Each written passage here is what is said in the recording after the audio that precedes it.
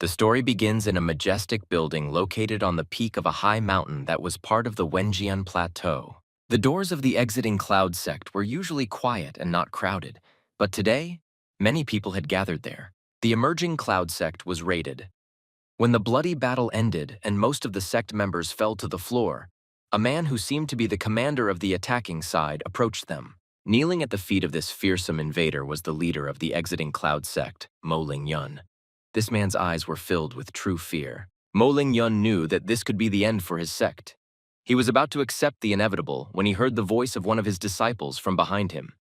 The youth loudly asked the sect leader why he had given up. This disciple was very worried about the strength of the Heavenly Mercy sect. But at the same time, he thought that as long as they fought to the end, they would not be defeated. However, the sect leader did not share his point of view. The man firmly stated that he would not risk the future of the sect with such a weak hope. The young man jumped to his feet and walked towards the sect leader. He was full of enthusiasm and fighting spirit. The young man said that he was ready to die fighting for the sect. In this young man's opinion, the leader of the exiting cloud sect could not give up. But all his convictions collapsed the moment the leader slowly turned his head and muttered through clenched teeth that the young man could die, but the sect could not. The disciple was stunned to hear this from his master. After these words, he felt betrayed and abandoned. His master put the existence of the sect above the lives of his disciples. Then, screams were heard. Mo Ling-yun seemed to have gone mad. He pointed his finger at the surviving disciple and addressed the invaders. The man said that they could take this disciple away if they allowed the Cloud Exit sect to continue to exist. Zi Ping-chu, the leader of the invaders, stared dumbfoundedly at the distraught man at his feet. The invader understood that the sect leader was asking him to take away a man who had obtained 5 heavenly talents and had also reached the peak of enlightenment at the age of 16. His strength had reached the might of 1 elephant, and this disciple's combat effectiveness was no less than that of the sect leader. He was a heaven-sent, outstanding hero that was born once every 100 years. There was just one problem. These 5 talents limited each other, and therefore the young man could not use them to their full potential. The student knew this very well, but how this information reached his enemy he could not find out. Zi Pingchu said, with excitement in his eyes, that if he took away all of the youth's talents, he would definitely be able to use them in the best possible way. But the disciple of the outgoing cloud sect was clearly against such a plan. The young man pulled his sword from its sheath and asked if the invader was sure that he wanted to take his talents. It seemed that the man had gone berserk and was ready to destroy everything around him. He prepared to attack, swinging his sword. The young man's clothes were torn, and he had almost no strength left after a long battle. But he did not want to say goodbye to his life so easily. The student was ready to stand to the last. The man's heart began to pound violently, as if it was about to jump out of his chest. The young man was very surprised by the vibrations that came from his chest. The student with red eyes clutched his chest. Blood immediately gushed from his mouth. The young man looked at the pain and froze in place. And just a few moments later, the man was lying on the cold floor. His weapon was lying next to him. And the young man himself was shaking and vibrating and coughing up blood profusely. His eyes wide in shock and fear, the boy stopped coughing for a moment. He quietly asked how it was possible that his power could disappear. Zi Pingchu smiled. He turned to the young man and said that the world was not as simple as he thought. After all, for a martial artist, talent would never be the most important thing. But the most important thing was the human heart. Then the elder sister came a little closer to Lin Bei. She advised him to stop fighting, smiling affectionately. A girl with long hair and bright green eyes approached the defeated opponent. She looked at him haughtily and then said that he should be flattered. But Lin Bei didn't want to give up. He glared at the headmaster's daughter Mo Ying and shouted that the healing potion he had been given earlier had poison in it. The boy called her a poisonous woman who had ruined him, but then the girl squatted down next to the guy. She kept smiling brightly, and then turned to Lin Bei and said that he was talented, so she had to resort to tricks. Otherwise, if he committed suicide by wasting 5 rare talents, how could they survive? The man bent down to the ground again, coughing up blood. His eyes narrowed from the pain in his lungs. At that very moment, lightning lit up the sky. as if even the heavens were against everything that was happening on Earth at that moment. But then another man came up wearing black glasses. He had long hair, part of which was tied in a ponytail. He ordered them to stop talking. The same man stretched out his hand towards him. It seemed as if everything around him suddenly lit up with fire. Even his eyes sparkled. He said that he would first take away his heavenly talents. From the hand of the man, who had once again begun to smile nastily at his opponent, a magic circle appeared right next to Lin Bei's face. Flames were emanating from it in different directions. The defeated youth screamed loudly in pain. Flames began to emanate from his eyes and mouth. At that moment, tears began to appear in his red eyes. From the hand of the man, who had once again begun to smile nastily at his opponent, a magic circle appeared right next to Lin Bei's face. Flames were emanating from it in different directions. Bei's body. One was a water dragon hugging the youth's body. The other was in the form of a yellow sword. The other two were in the form of tongues of flame. The man opened his purple eyes wide and smiled as if he was mad. He muttered softly that this body was a vast purgatory of the supreme sword of heaven and an unrivaled hidden breath. He said that this was the blood devil's heaven-destroying body and the thunder demon's heaven-restoring body. In front of him was the devil's face with horns, all red, and the body of a heavenly bird, all blue. The same rays that once belonged to Lin Bei sprouted from Ziping-Chu's hand. He smiled and said that if one were to obtain one of the heavenly talents, one would become a genius, and all 5 of his children would have a great future. And if they were recruited by powers, they would reach the heights, and Ziping-Chu's family would have glory for many generations, or even become the greatest family of all time. From the same hand with 5 heavenly talents, several more flames appeared. They surrounded Lin Bei, not allowing him to even move. After a few moments, Ziping-Chu turned away from his opponent and clenched his fist. He smiled and said that they had obtained 5 heavenly talents, and now they had to leave. He then turned to Mo Ling-yun, saying that if he wanted him to give his Cloud Exit sect a way out, then he would give it to him. But only if his daughter married Ziping-Chu's youngest son, then Mo Ling-yun could continue to be the head of the sect. The man bowed his head in response, and then the rest of them all fell to the ground, bowing to the leader. One of them said, without raising his head, that the Rising Cloud sect thanked the leader Ziping-Chu. After an indefinite amount of time, rain began to pour from the sky. It was not heavy, but it was clearly felt. The sky was covered with dark clouds, blocking the sun so that it was not visible at all. Lin Bei, lying in the puddle, laughed hysterically. He smirked as drops of water ran down his face. He then asked how that old dog dared to treat him like that after the young man was willing to sacrifice his life for the sect without expecting anything in return. In front of him stood a tall man, and next to him was that nasty girl. The older man had a thick mustache as well as bright green eyes. He said that their sect had been collecting resources to train him, and he even treated him as his personal disciple. And so, it was time to repay the debt. The old man smiled slightly, his eyes wide open like a madman, and said that Lin Bei's sacrifice would help their sect survive. The man immediately rushed to the weakened body of his student. He told him that he could die happy, and then kicked him in the face. Through the man's shoes, on his face, Lin Bei gritted his teeth and said that his opponent was a shameless old dog. But ignoring his words, the man turned to the crowd of people and said that Lin Bei saved the Rising Cloud sect by willingly sacrificing himself. He ordered all the sect members to bow. Lin Bei decided to take a look at them and noticed that all the sect members were giggling and smiling as they looked at him. The daughter of the Mo Yin Predator Chief smiled and told Lin Bei not to blame her, because if there was anyone the defeated youth could blame, it was his own stupidity. A few moments later, the girl ran up to the boy and kicked him. Lin Bei's body responded along with the stones on the floor. The body of a young man, all scratched, fell from a high cliff. He could not even do anything to avoid his death.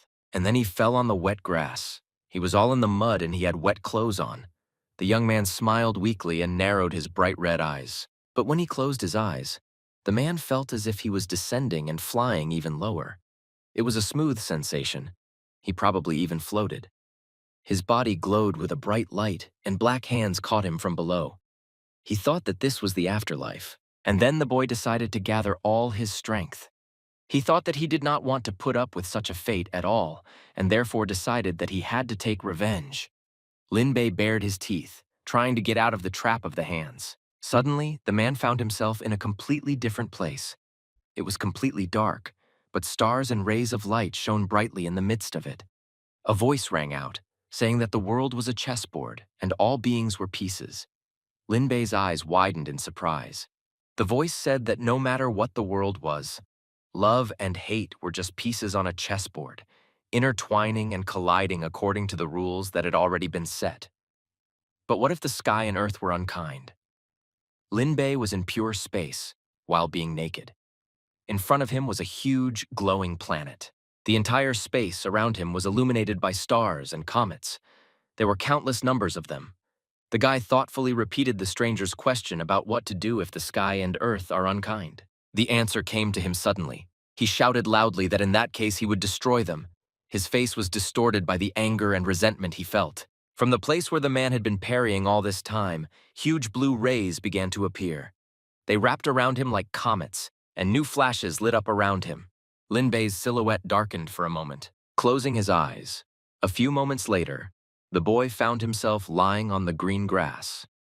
The sun was already shining brightly, and there was no trace of the rain. He looked up at the sky. Linbei carefully touched his clothes and then squeezed them lightly. The young man stood up abruptly from the ground and looked at his palm. He was convulsively swallowing air with his mouth, and his face was distorted in a grimace of horror. He barely audibly said that he was not dead. The man stood up from the grass. Looking around, he noticed a rock, but then he thoughtfully said that even if he had not died by fate, he had lost his talent for martial arts.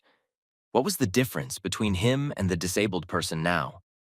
He thought about what could have happened if he had had another, even the weakest talent. The man looked at his body in horror, and then put his hand to his chest.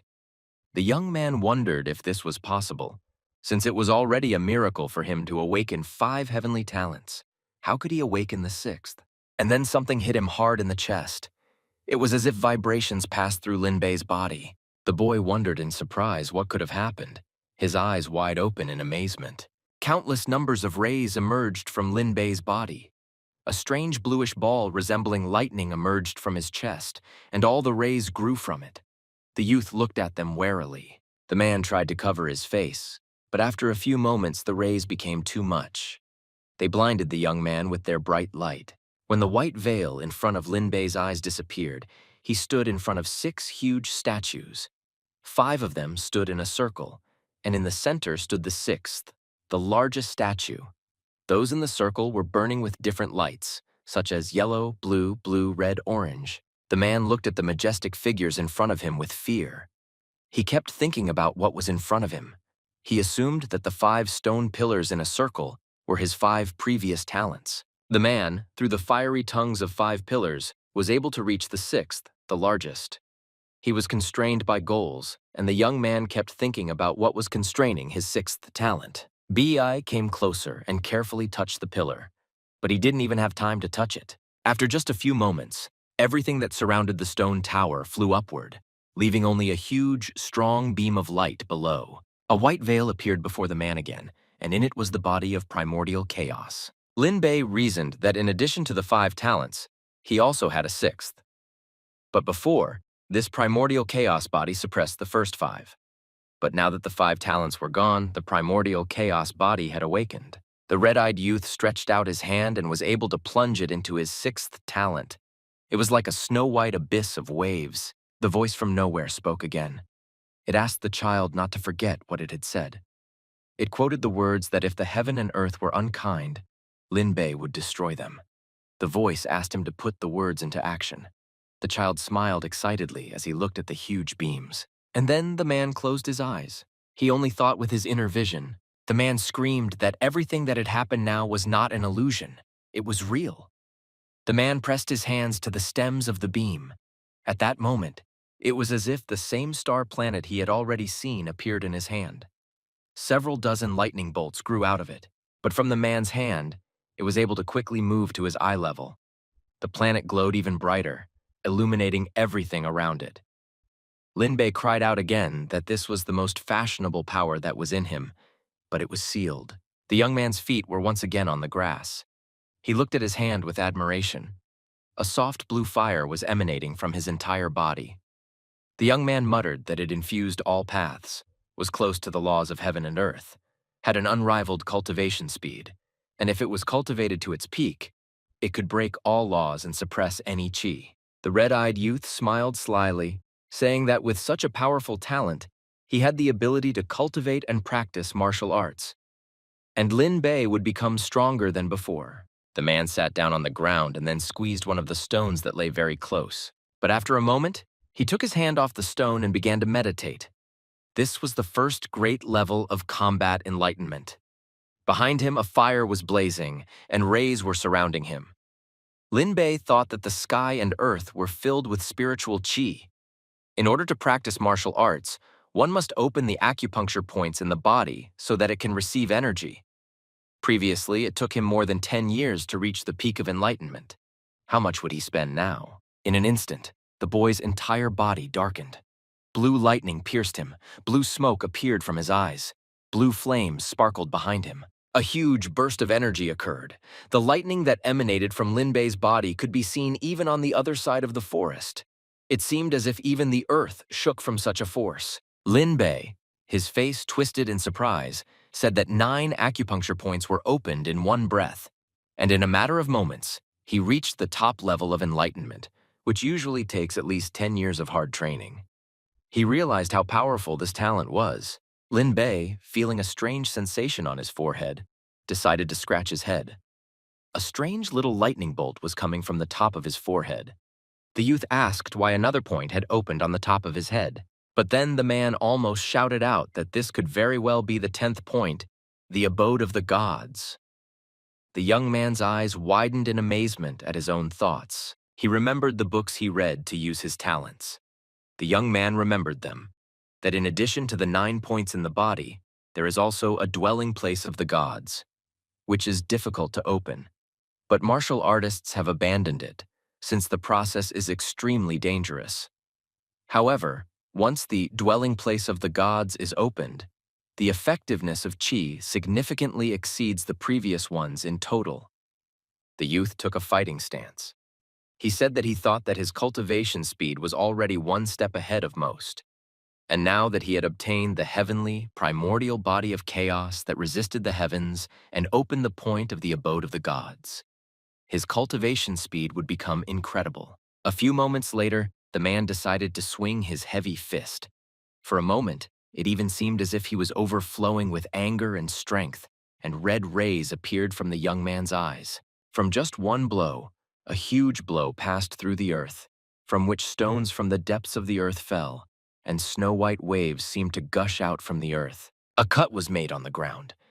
As if with a knife, Lin Bei was able to cut a fairly large piece of land in front of him. The youth grinned contentedly and turned to Mo Ling Yun, Mo Ying, Xiping Chu, the outgoing Cloud sect, the Heavenly Mercy sect after all. Their days were already numbered. And then, Lin Bei turned around and walked towards the village nearby. He said that old dog Mo Ling Yun was already at the pulse expansion level, but he was only at the peak of enlightenment.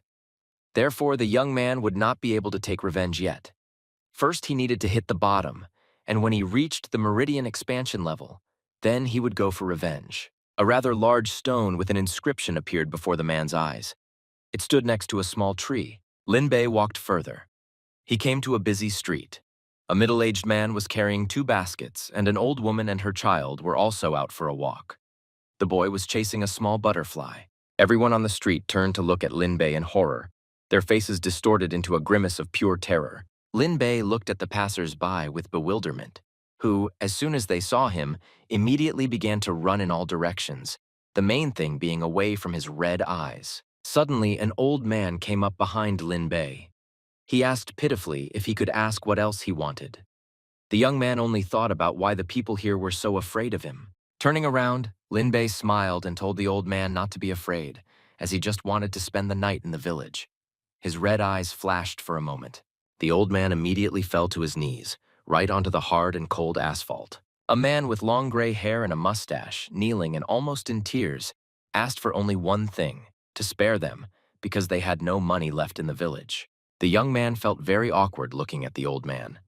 He smiled nervously, but he himself looked at the old man almost with horror. In the headman's house, straw hats, various dried plants were visible, and there were also shelves set aside specifically for books. The same sweet old man said with an awkward smile to Lin Bei, who was sitting at the table in his house. There was soup on the table, as well as 4 buns. The village chief said that the village was so poor that they could only afford to set the table for the young man once, so he hoped that the boy would not be offended. The little girl who was standing next to him looked at her grandfather pitifully. The man took it and was able to bite off half of the bun that the headman offered him in one piece. Lin Bei, who had already stuffed his mouth with food and was also holding a bun in his hand, asked the old man what the Rising Cloud sect had done to him to make him so poor. The old man sighed heavily and replied that their village used to be prosperous. But the Chuyun clan's annual taxes gradually increased, and after another increase, they were no longer able to pay them. The old man said that especially in the past 2 years, the Ascending Cloud sect, which seemed to tower over everyone, demanded payment of 1-star beast crystal core every month. Therefore, the young people of the village had to hunt beasts day and night. For example, to surround the huge magical beast with glowing eyes. But after the old man said, imagining the crystal core of the demonic beast, it was something completely pure, watery, cold to the depths of the soul.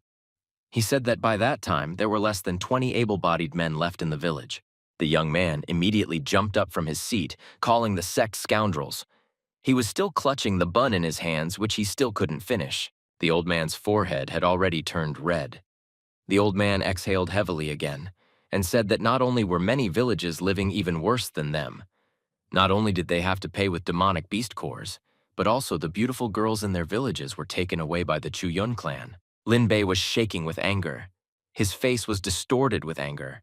He thought about how, ever since he joined the Rising Cloud sect, he had never stepped outside the mountain, devoting himself entirely to studying martial arts. But he never imagined that the sect would be so old and dirty. But trying to recover from the sudden attack of anger, the boy asked the old man what year and month it was.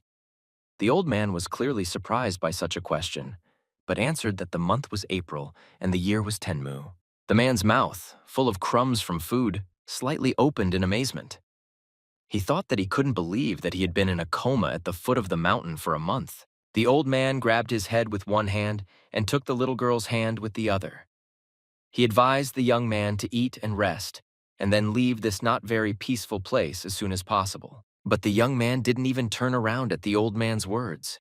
Only thoughts about the emerging cloud sect were spinning in his head. The next day, a group of young men were walking outside the village. They were carrying the body of a huge boar on a leash with horses. One of them said that tomorrow was Mo Ying's wedding, and he couldn't believe that they had hunted a 2-star demon beast today. Another colleague replied that if he gave it as a gift, the boss would definitely be very pleased. Another man replied with dissatisfaction that it was not bad. A demonic beast comparable to the peak of enlightenment level. If the team had not been lucky that this demonic beast had just given birth and its body was weak at this time, they would not have defeated it. Another interlocutor also joined their dialogue. He raised his nose and said that this was still a demonic beast at the peak of the enlightenment level. If it were at the height of its powers, except for the sect leader, only the elder brother could kill it. At that very moment, he was slapped. And then they asked him again what exactly he had said. The man who had only mentioned his older brother was already almost coughing up blood. The man rubbed his cheek that was burning with pain, and then said that he was mistaken. And he thought about how he could forget that since senior brother Lin Bei had willingly sacrificed himself for the sake of peace in the outgoing cloud sect, his name could no longer be mentioned. All 3 men, except the wounded one, looked towards the village with enthusiasm. One of them said that they would first go to the village to rest, and then return to the sect. They immediately changed the direction of the cart and took the wild animal to the village. Lin Bei was still sleeping at the headman's. Even the bright morning rays could not wake him up. He lay quietly, enjoying his own sleep, but after only one moment, he woke up with fear. The guy's head was filled with only the thought that something was wrong. He opened his red eyes with fear. The man immediately ran out of his room and headed for the exit of the house.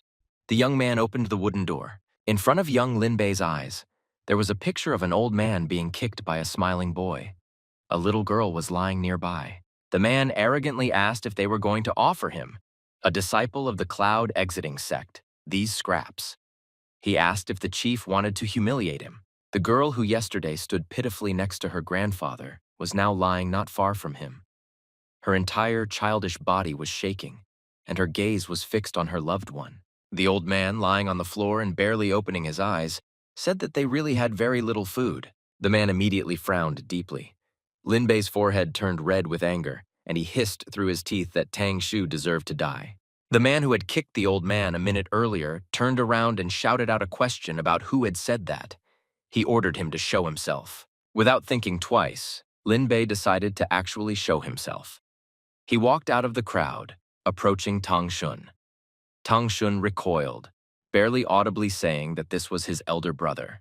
Cloud Sect, located in one village, looked at the elder brother with a questioning or even frightened look, asking a silent question about how he was able to survive. The elder brother came much closer to the man who had offended the old man, and then said that he thought that Tang Shu was a good man, but he turned out to be a real scoundrel. The fat man trembled violently in fear of the one who should already be dead. Tanya Shu was about to boil over with anger and not understanding in an instant. He thought about what was happening, remembering how his elder sister had thrown him off the cliff. The man wondered how a person who had lost all of his cultivation could still be alive, because that was impossible. Tang Shu smiled lightly after a moment, his anger gone, spreading his arms out to the sides and saying that he couldn't believe Lin Bei was lucky enough to be alive. His finger at him, saying that now Lin Bei was just a cripple. So what right did he have to stand in front of him and say anything? He told him to kneel down, and then he would let him go, because of that sacrifice for the sect. But without thinking twice, Lin Bei calmly hit the man, giving him a strong slap. From such force, Tang Shu flew a couple of meters away from his opponent. All the other people accompanying him immediately began to call out and address their brother, Tang Xiu. They all started calling out to him in an instant. After turning away from their opponent, Lin Bei pulled the shaking girl by the shoulders into the crowd of people. He asked him to help them into the house so they could rest. All the people in the village tried to help the elder. One of them practically led the elder home by the hand, while another carried a little girl home in his arms. Shu, who had already managed to get up from the dirty floor, spoke to him. He rubbed his neck and then asked how he was able to avoid becoming a mere mortal. Bi approached him at the same moment. He walked slowly, measuredly, but confidently closer to Tang Shu. His eyes were slightly sparkling, and the boy himself frowned when he looked at his opponent. A moment later, Lin Bei was able to kick the man in front of him in the chest. The boy began to cough up blood, creating a small pool of blood. The red-eyed youth leaned towards the man, and with a frown on his face, showing all the resentment and anger, he said to Tang Shu, "Died." The sect man still shouted that he would not give up. Countless veins appeared all over his face. He opened his eyes wide in pain and suffered. The red-eyed man leaned closer and then narrowed his eyes. Around Tang Shu, a huge orange beam grew out of it. Even Lin Bei froze for a moment and then twitched from how much the ground cracked. Tang Shu shouted that since the initiation, Lin Bei had always been ahead, but now he was getting in his way again, but he would not give up. And then the man tried to punch Lin Bei. Behind the attacker was his magic, a fire tiger, ready to kill any opponent. But the red-eyed man only smirked and then said that this was a low-grade yellow-level martial art, the Lionheart Fist. The man's face immediately distorted as he was doused with Lin Bei's magic. The enemy's beams of power were immediately imprinted on his neck. Lin Bei was able to disable the enemy with just one blow. Tang Shu's body responded upward. The man began to cough up blood, and the fire dragon did nothing to Lin Bei at all. Seeing his opponent fall from his blow, the man smiled.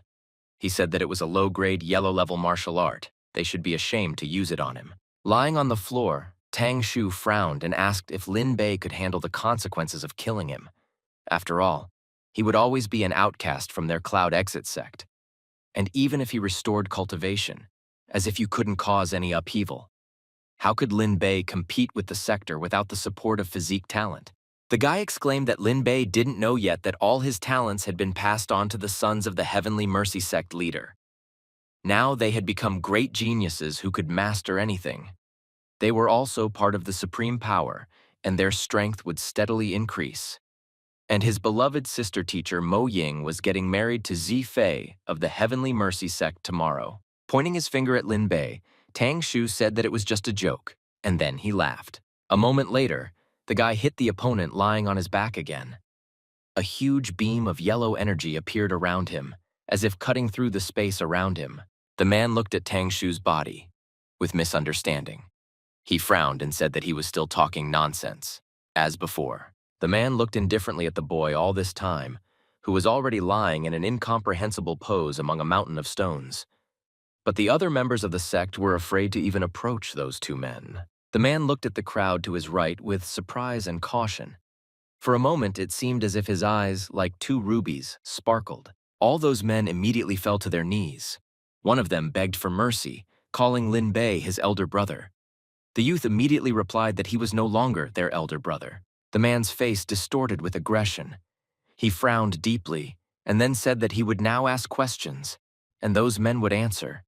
And if he noticed even a drop of hesitation, the same thing would happen to them as to Tang Shu. They all bowed their heads to the ground, afraid to cast even one more sideways glance at the red-eyed man who had once been a kind older brother.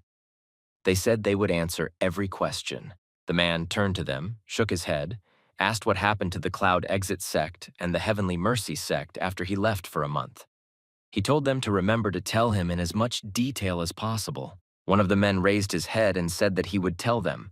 He said that ever since he had willingly sacrificed himself in exchange for peace in the outgoing Cloud sect, the Patriarch had decided to marry Sister Mo Ying to the youngest son of the Heavenly Mercy sect. They would be getting married tomorrow. Lin Bei's eyes flashed unkindly in response. He ordered the man to tell him what he didn't know yet. The man, with a trembling voice, began to speak again. He said that the Patriarch of the Heavenly Mercy sect and each of his sons were able to enter the highest class sects: the Divine Scorching Sun, the School of Inexhaustible Swords, the Temple of the Countercurrent, and the School of Heavenly Power. As for the youngest son of the Patriarch of the Heavenly Mercy sect, he entered the Temple of Sealed Demons. Suddenly, an obvious thought came to the man's mind. Lin Bei remembered that the Cloud Exit sect was just one of the small sects located in a corner of Dongjiang. His eyes widened in astonishment. But these few top-class sects are all the continent's overlord has. On the ground, it's like the sun marking the locations of the sects. He heard Mo Ling Yun mention the Sealed Demon Temple. Every elder in this temple has the cultivation of the 5th level of the Meridian Expansion stage. And in the temple itself, there are several dozen of these elders. But everything has a reflection. One of the men said that if the elder brother was going to take revenge, he should think better of it, since Xi Pingchu's 4 sons had already left the sect. Another said that Zi Fei might still be here, but his cultivation had already reached the 1st level of the Meridian Expansion stage. Another said that in addition, the Sealed Demon Temple had sent elders to escort Zi Fei. Lin Bei responded by clenching his fists in annoyance and frowning, while clenching his jaw. He thought that this was probably a curse. And then the man exhaled heavily and said that he was not going to kill them. He closed his eyes tiredly. The 3 men bowed again, falling to their knees before their elder brother and thanking him. But Lin Bei had already extended his hand towards them, from which a small yellow ball flew out. He said that he should, however, erase their memories. One of the guys was immediately struck by a ball of lightning. It resembled a gnarled yellow beam, and when the magic hit a person, it was as if it was smashing against a stone. The same thing happened to the other man. His eyes also turned yellow. He was very scared. And the same thing happened to the 3rd man. But he was more confused than afraid. When the procedure was over, Lin Bei said that they were free to go. The 3 men rose from their knees and walked away from the village. True, they were slightly burning from the place where the lightning had struck the young man. The man thought that there was a certain probability that a demonic core would be born in the body of the 2-star monster. If he could refine it, perhaps he could reach the Meridian Expansion stage. However, even so, he would not be an opponent for the Temple Elder. That meant he would have to postpone his revenge. The boy decided to go into the Elder's house. There, on the bed, he noticed the little girl and the old man on the same bed. They were both suffering from pain left over from the beating. They were surrounded by a small number of people. Bi entered the house and said that they could not stay here any longer. Let them rest tonight, and tomorrow he would take them out of here and find another place. The people were rather frightened by this news. It was clear from their faces that they did not want to say goodbye to their beloved and native home. After some time, when the young man had already left the elder's house with sad silence and came to the peaceful forest, the man was carrying a wild animal with one hand. He lifted it with ease, although it was huge. After a few more steps, Linbei threw the beast forward. For a moment it seemed as if even the ground shook. The young man looked at the body of the slain animal with joy. He stroked it, saying excitedly that he had finally found the core of the monster. The man's eyes ran over the animal's body with joy. But then, when weak vibrations appeared from his stomach, the man exclaimed in surprise at the guess that the beast was still alive. The young man's good mood instantly evaporated. Then the vibrations from the beast's belly became even stronger, as if someone was knocking directly from the animal's body. The man looked at the body carefully with his red eyes. He asked a rhetorical question about whether there was something inside. With one sharp blow, the man decided to find out the answer to this question. Opening the belly of the beast, something glowing with a bright golden light appeared in front of him, as if he had found something insanely precious or sacred, capable of saving the world. But in front of him, in the belly of the beast, lay a small golden bird. It was burning with a bright, golden fire.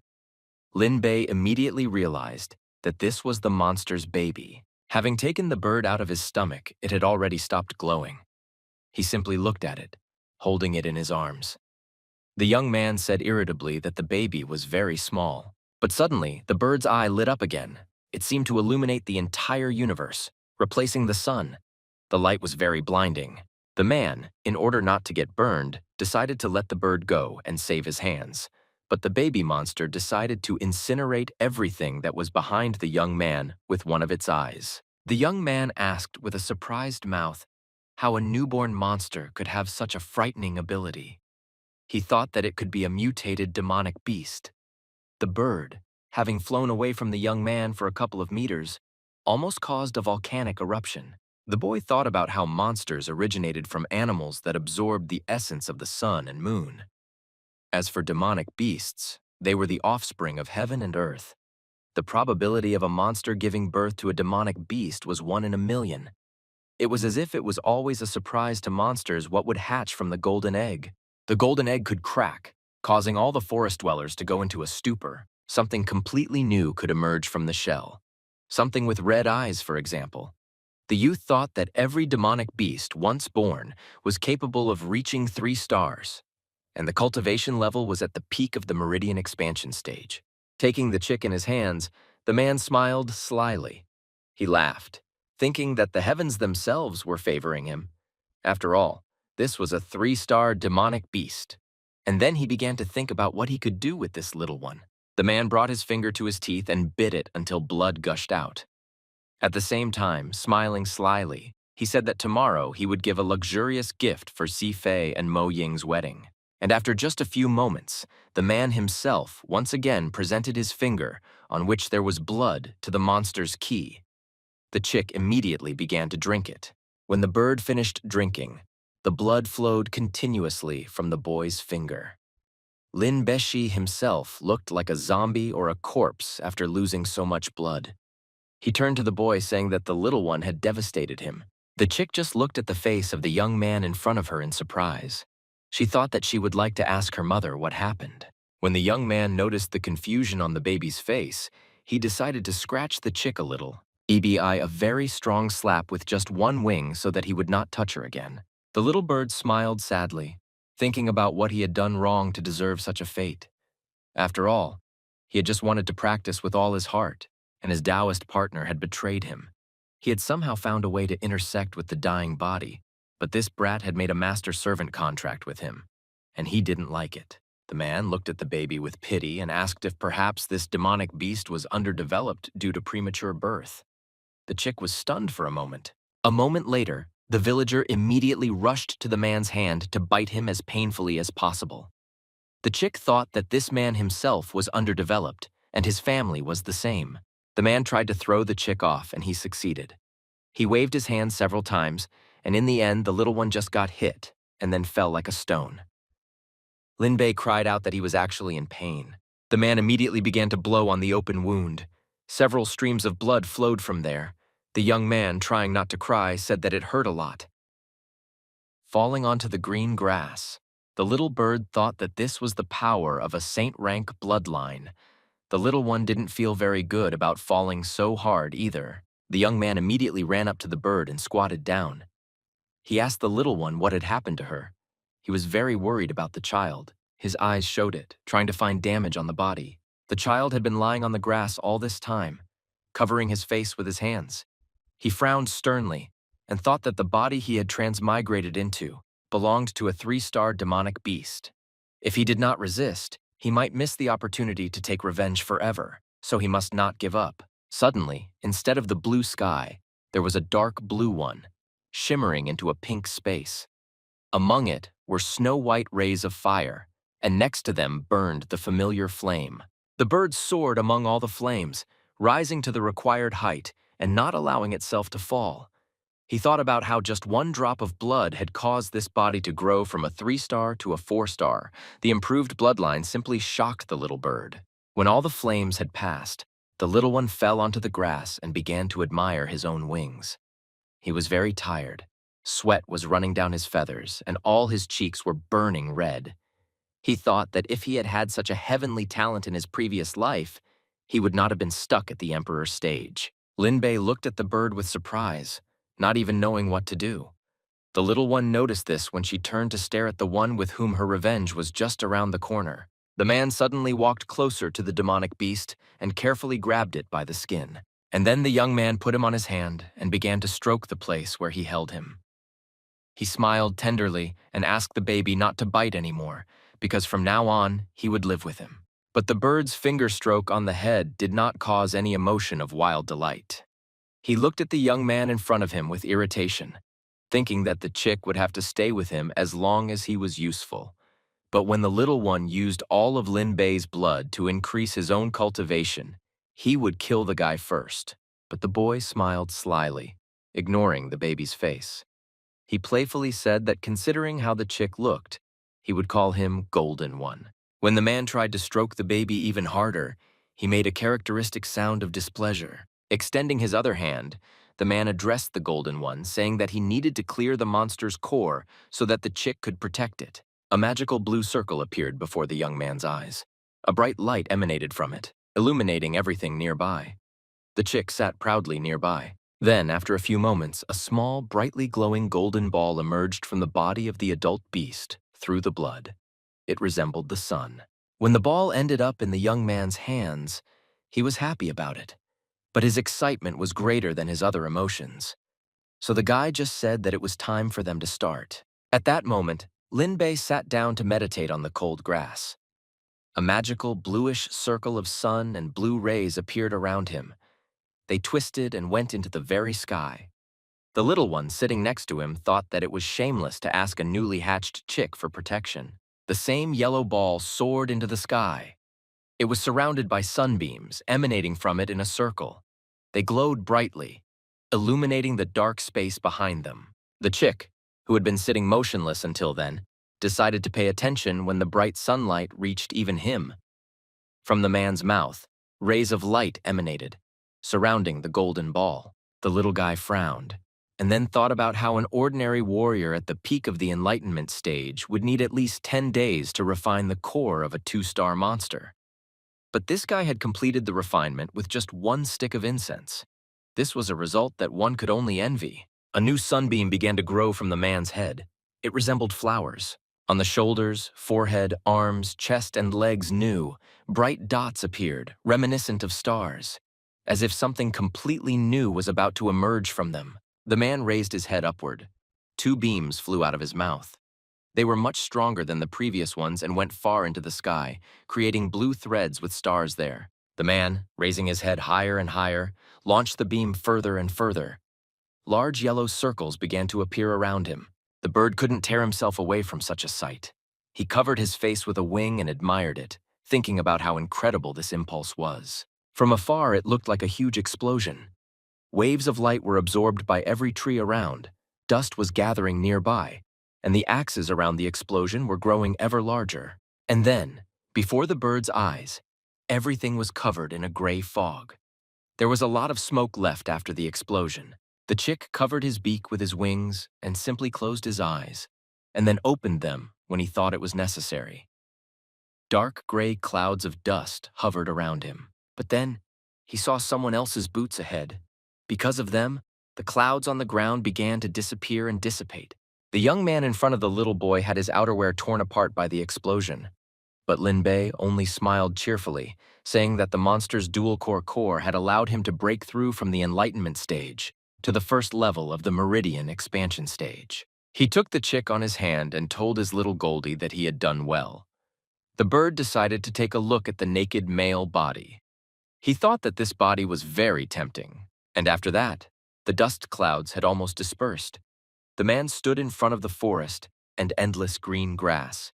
There was a bird sitting on his hand, and he himself informed Shifei and Mo Ying that he was already on his way. Early in the morning, the emerging cloud sect was quite quiet. Only near one building was a crowd of residents. They were all walking towards the house, decorated with red ribbons. In that building, an elderly man and a young, beautiful girl, Mo Yin, met all the guests. She was wearing a red, long, beautiful dress. She smiled brightly at all the guests, but her father greeted everyone cheerfully. Mo Ying's father laughed sadly and then looked at his daughter. He told her that when she married Fei, the girl should do her marital duty well and not upset her husband. The young and beautiful girl agreed, telling her father that she understood it perfectly. The gentle smile never left her face for a moment. The mustache patriarch also smiled brightly.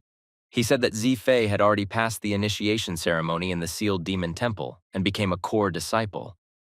And after they got married, their emerging cloud sect would be able to enter new heights. Mo Yin and the patriarch noticed strange people who decided not to come, but to fly to their wedding. The man with green eyes was very surprised for a moment, and then the smile disappeared from his face. Two people came to them. One was an elderly man with a large, exposed belly. He had black glasses and a long winter coat, and a belt with a heart in the center.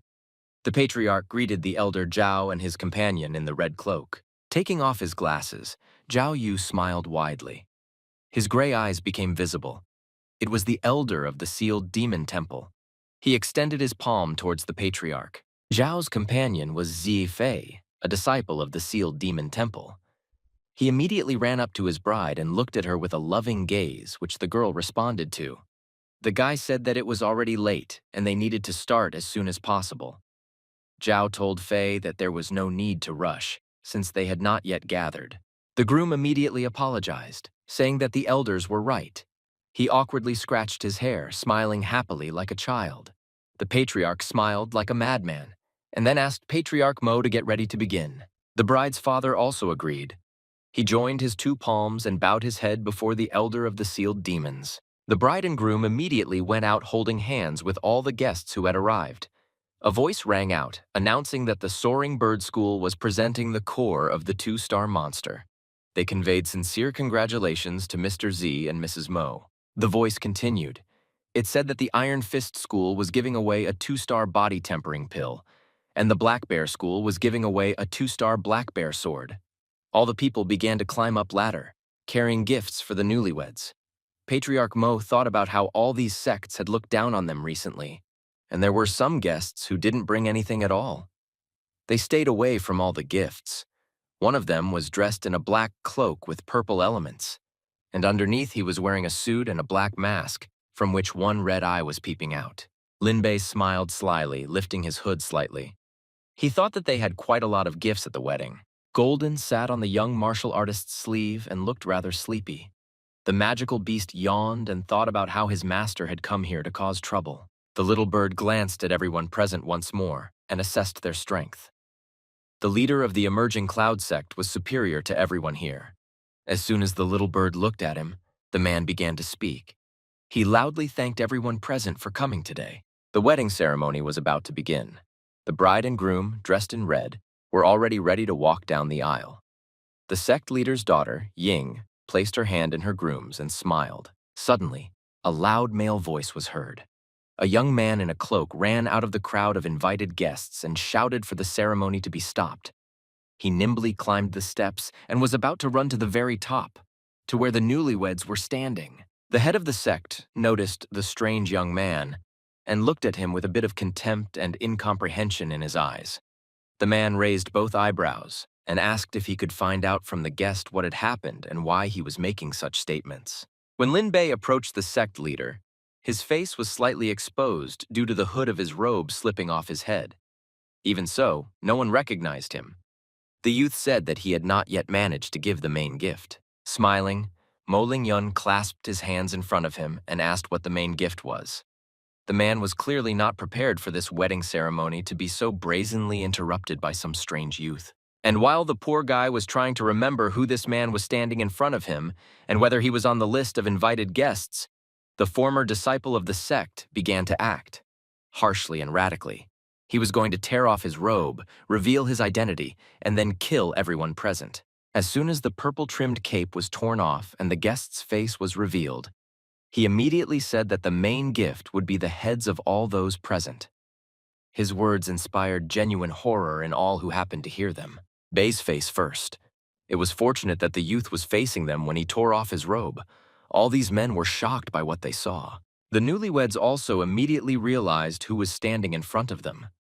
Moreover, Mo Ling-yun's daughter could not believe in this miraculous return to life, as she clearly remembered how she had thrown this scoundrel off the cliff with her own hands. The disciples of the emerging cloud sect felt no better than everyone else present. A month ago, they had collectively and unanimously agreed to believe the story that this person who stood before them now had sacrificed himself for the good of the sect. Lin Bei asked for his clothes and transferred the magical beast to his shoulder.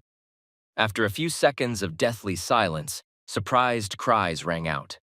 No one could believe that the person standing in front of them was the same Lin Bei from the Cloud Exit sect. In fact, ever since he came to the village, the young man had no desire to hear his name associated with the name of this treacherous sect. The leader, Mo Ling-yu, stared at the boy with an unblinking gaze and continued to point his index finger at him, repeating the same thing. The man couldn't believe that this young man had restored his cultivation in just a month and had also reached the peak of the enlightenment stage. This simply couldn't be true. It didn't fit into this sect leader's worldview. The sect leader's daughter, Ying, took a step forward. Her legs were shaking slightly from the shock she had just experienced. She also couldn't believe that this man was still alive after all she had done. The bride knew for sure that the poor guy's body had been poisoned and his talents had been taken away. Her pupils shrank even more as soon as she allowed the thought of Lin Bei returning to this world as a demon. Her husband, on the other hand, did not understand the girl's worries. While everyone present fell into a stupor, the young man slowly walked towards them. He looked menacingly at all his enemies who had poisoned his life for so long, and then decided to kill him altogether. The young man said through clenched teeth that today was the day of their death. The fiancé of the head of Mo Ling-yu's daughter seemed to be unfazed by this sudden resurrection from the dead. He smirked and asked how the young man dared to say such arrogant words. For some reason, this man now thought that his strength was superior to Lin Bei's. The bride looked at the man who was about to become her husband and asked him to be careful. Her face looked like she was really very excited. But Zifei, no matter what, was not going to listen to the girl. The man was too self-confident.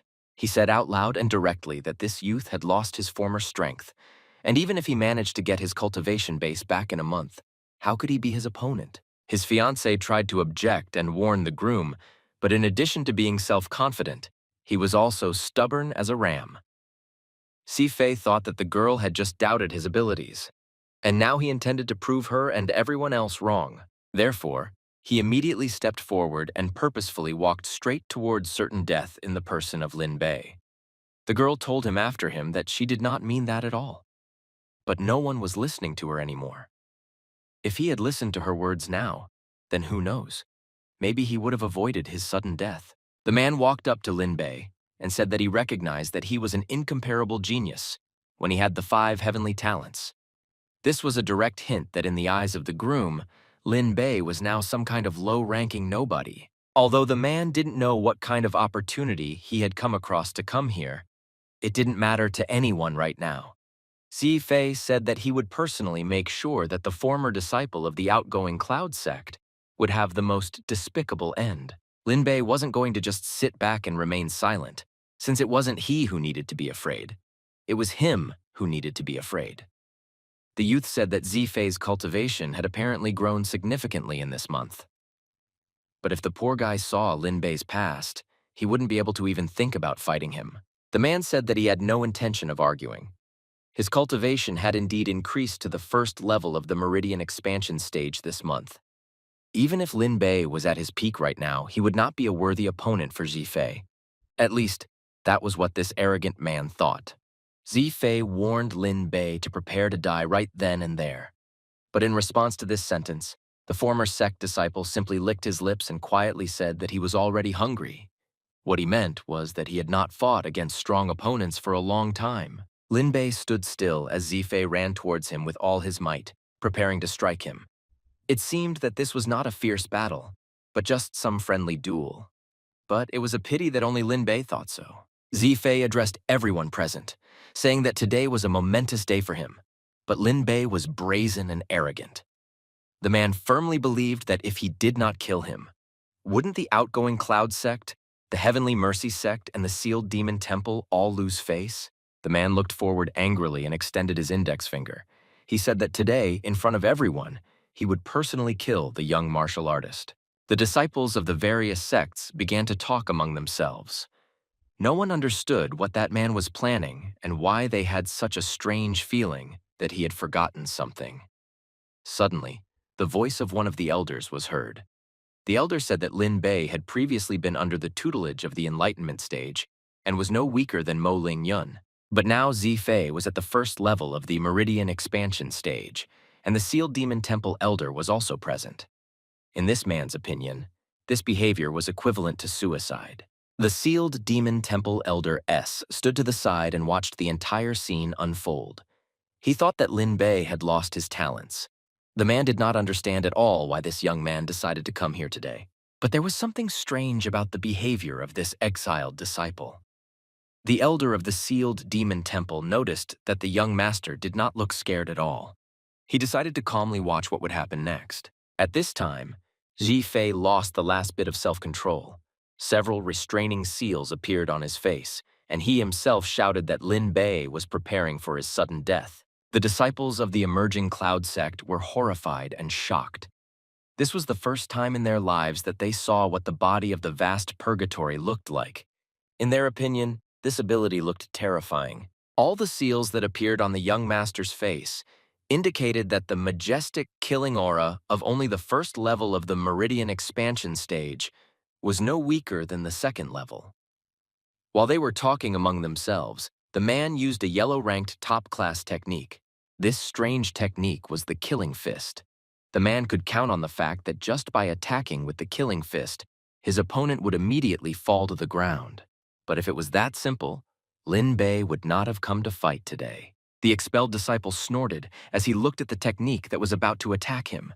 Such an attack would only work on a lower-ranked master, which, unfortunately for his opponent, he was not. A loud explosion sounded, and then a fire burst out right in the middle of the place where the ceremony was being held. This meant that the attack had hit a target. Zifei was firmly convinced that his new opponent was already dead. The man dusted off his hands and clothes, thinking that it was easy to overthrow such an opponent. The man's eyes filled with righteous anger. He began to look down on the world again. Now he wanted to tell his wife that she was wrong. The daughter of the head of the outgoing Cloud sect also breathed a sigh of relief. She thought that she was probably sending her fiancé to death, but it seemed that Lin Bei was just pretending to be so mysterious. Suddenly, Zifei's eyes widened sharply, and his pupils narrowed. From the man's expression, it was immediately clear that he was very surprised by something, and even somewhat scared. When the fog and smoke cleared, there stood an unharmed opponent in front of him. The former disciple of the emerging Cloud sect asked, "Is this all this man can do with his vast purgatory body?" In fact, this man's attack was quite worthy of the body of the immense purgatory. His strength was not inferior to the second level of the Meridian expansion stage, but for Lin Bei this was a piece of cake. Zifei still couldn't believe that his opponent had miraculously survived such a strong attack. He was showing that it was impossible, and he didn't understand what had happened. The man looked extremely surprised. Then the former disciple of the Cloud Exit sect seemed to be enraged. The magical beast flew up from his shoulder, and the man said that it was his turn to attack. From the expression on the man's face, it was clear that no one would likely survive his attack. Space and time split around the two. From where you started pouring blue light, it seemed like the heavens themselves split and sent some strange rays of magical energy to the ground. At this time, Lin Bei's magical beast was flying somewhere in the sky. The expelled disciple was attacking the man who was supposed to get married today. The groom knew that he couldn't resist the attacks of this master. He couldn't understand how this disciple could restore his strength in just a month. Everyone had long believed that Lin Bei was dead, but in fact, he was here. He was standing right in front of everyone, alive and well. Not only had this man survived, but he had also refined his strength. After the 5 heavenly talents were taken away from him, he should have been nothing more than an ordinary mortal. Well, no one expected that such a person would be able to defeat the sect leader's son in a fair fight. Si Fei was at a loss when Lin Bei's punch landed directly on his chest. His body was immediately overcome with terrible pain. A drop of blood was carefully dripped onto the ground. It was unknown to whom they belonged because of the opponents. Most likely, the groom simply could not withstand the blow of the expelled student. In addition, there was so much that the person losing it could die any minute. Lin Bei took a step away from his opponent. Now, a very interesting picture opened up before everyone's eyes. The groom's chest had a hole in the blanket. The expelled disciple's attack had pierced his body.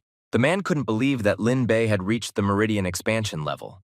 But just as he opened his mouth to express his bewilderment, the former disciple of the outgoing Cloud sect slapped him in the face. After this slap, Zifei fell to the ground. He could not get up, as the unbearable pain and the oppressive feeling of guilt towards everyone present were pulling him to the bottom of some unknown abyss. But Lin Bei didn't stop. He wanted to make all these people do the same thing that they did to him. The man turned Zifei's head sideways and stepped on it with his foot. He repeated everything that this man did to him. The man then asked his fallen and defeated opponent if that was all he could do. Then why did he even bother to fight? The man also added that the son of the leader of the emerging Cloud sect had greatly disappointed him. The entire crowd was truly shocked.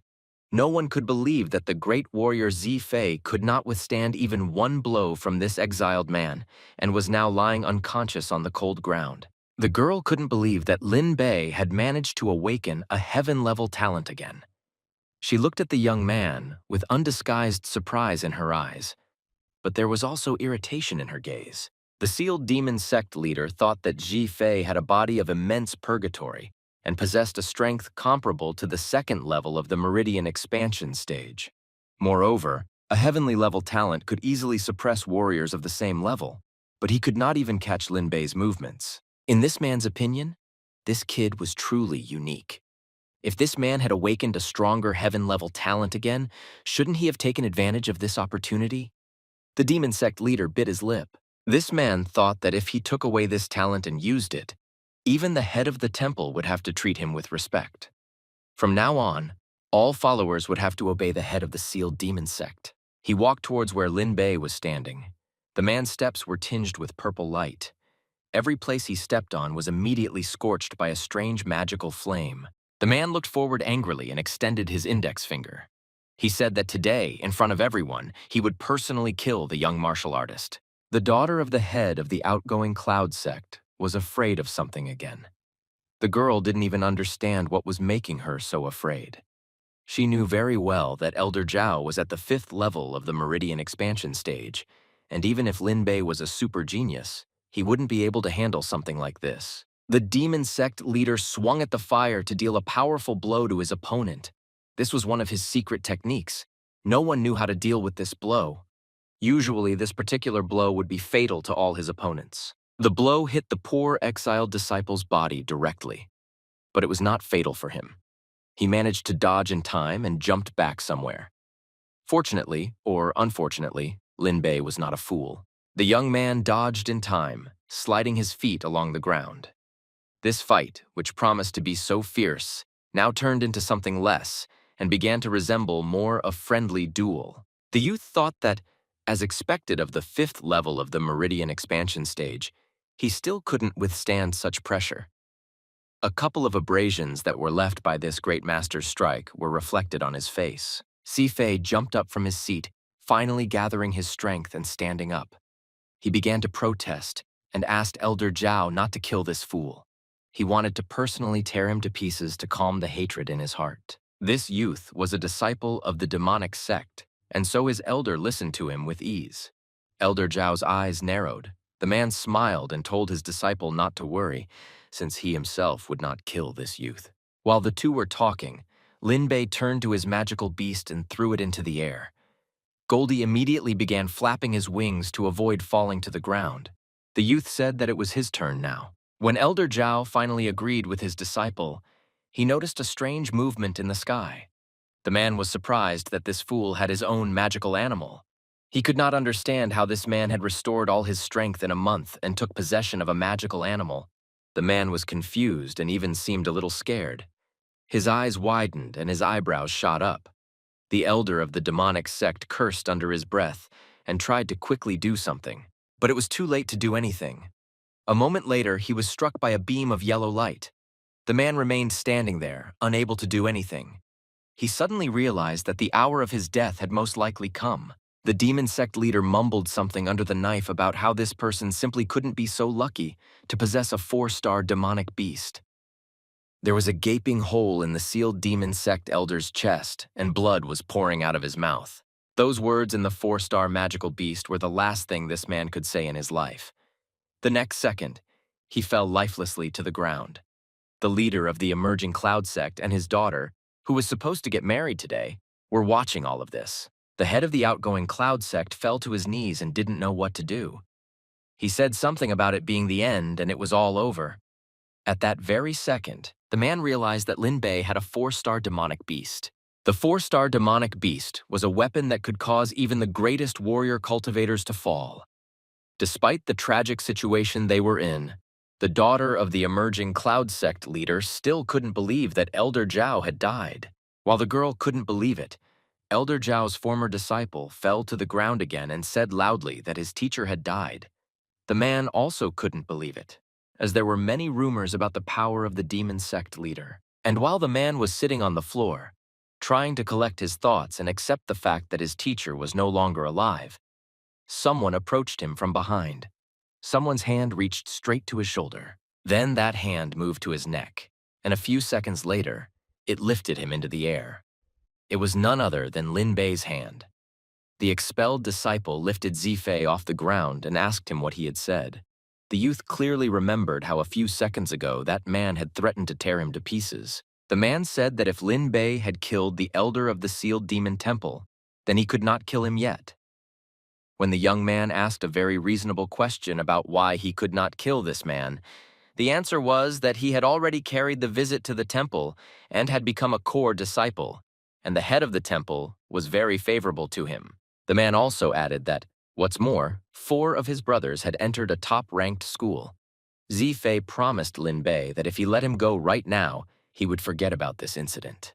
The youth knew that what the man said made sense. Hearing the attacker's words that the man was speaking the truth, a drop of hope was reflected in his eyes again. The demonic sect disciple asked to be released quickly, and again promised never to persecute the exiled disciple. This idea seemed like a failure from the start, but something went wrong. Lin Bei and really let the poor guy go. The man fell to the ground, although he had already mentally said goodbye to his life. But of course, all his words were empty farce. And after escaping death, the man immediately thought that as soon as he returned to the Temple of Sealed Demons, the temple master would definitely seize Lin Bei and take revenge for his disgrace today. And the young man seemed to have read his thoughts. He got closer to his victim and asked about whether Zifei was still delirious, about how, when he returned to the temple, the head of the temple would avenge his disgrace today. The man immediately tried to whiten his honor and said that he had not even thought about such a thing. As soon as the man stood up, the youth spoke again. Lin Bei said that the youth in front of him was so stupid. Since this man's father had taken away all of Linbei's talents, Zifei should have known very well that the exiled disciple would not let him go so easily. After these words, the man immediately felt a blow to his chest. Blood began to flow out of his mouth in streams, and then he began to cough up blood. It seemed that death had overtaken him at such an inopportune moment. His body lay there lifeless. That day, Lin Bei had already killed 2 people. One of those people was Elder Zhao, and the other was his most loyal disciple. Both of those people had caused Lin Bei a lot of suffering, and now they were paying for it. Seeing this expelled disciple just kill 2 people, everyone fell to their knees and bowed their heads before him. Everyone present just wanted to live. None of them were going to give up their lives today, despite all the sins they were dragging along from their past. When everyone bowed their heads, the leader of the emerging cloud sect, on the contrary, raised his eyes to the sky. He repeated the same phrase. The man said that everything had come to an end. In fact, he would not mind dying now. This entire empire that he had built for so long was beginning to crumble before his eyes. And this was worse than death. Lin Bei noticed his former teacher's strange behavior and walked up to him. He looked angrily at the man's face and asked what kind of concern he was having when he knew what he was getting into from the start. But, initially, he knew nothing. He could not imagine that the exiled student would rise from the dead and miraculously regain his talents. He also could not imagine that the wedding of his only daughter would be cut short like this. The old man began to cry and said that he had raised this ungrateful disciple for so many years. The man begged to let him go, saying that he was willing to spend the rest of his life in seclusion in the mountains, only if Lin Bei would spare him now. But Lin Bei didn't care about these words. He didn't care at all about how his former teacher felt now. The young man asked him to tell him what he had done, and perhaps he would have spared his life. The old man rejoiced and asked if it was true. Now these unreliable words were his only thread to freedom, to a happy life. The exiled disciple was not a fool, so he answered that his words were certainly true. The head of the outgoing cloud sect suddenly thought about what was so special about the reputation of cultivation. As long as he could keep his life, everything could start over. An even more sincere hope shone in his eyes. The man cried out that they had agreed on this. The old man rose from his knees, turned to face everyone present, and shouted that the disaster that had happened in the emerging cloud sect was his doing. He spoke quite sincerely, so everyone should believe him now. Tears welled up in the eyes of this old man. He really looked like a man who was on the verge of life and death. Actually, like all the people present here, this man was clutching at the last thread to save his life, and now he was ready to truly repent of everything. He said that in his quest to reach the top, he had no hesitation in putting his personal disciple in a difficult position. No, that was not it. He had literally set him up. His only daughter became angry when she heard these words. She knew perfectly well that her father was talking about her too. The girl seemed to have predicted her father's next words.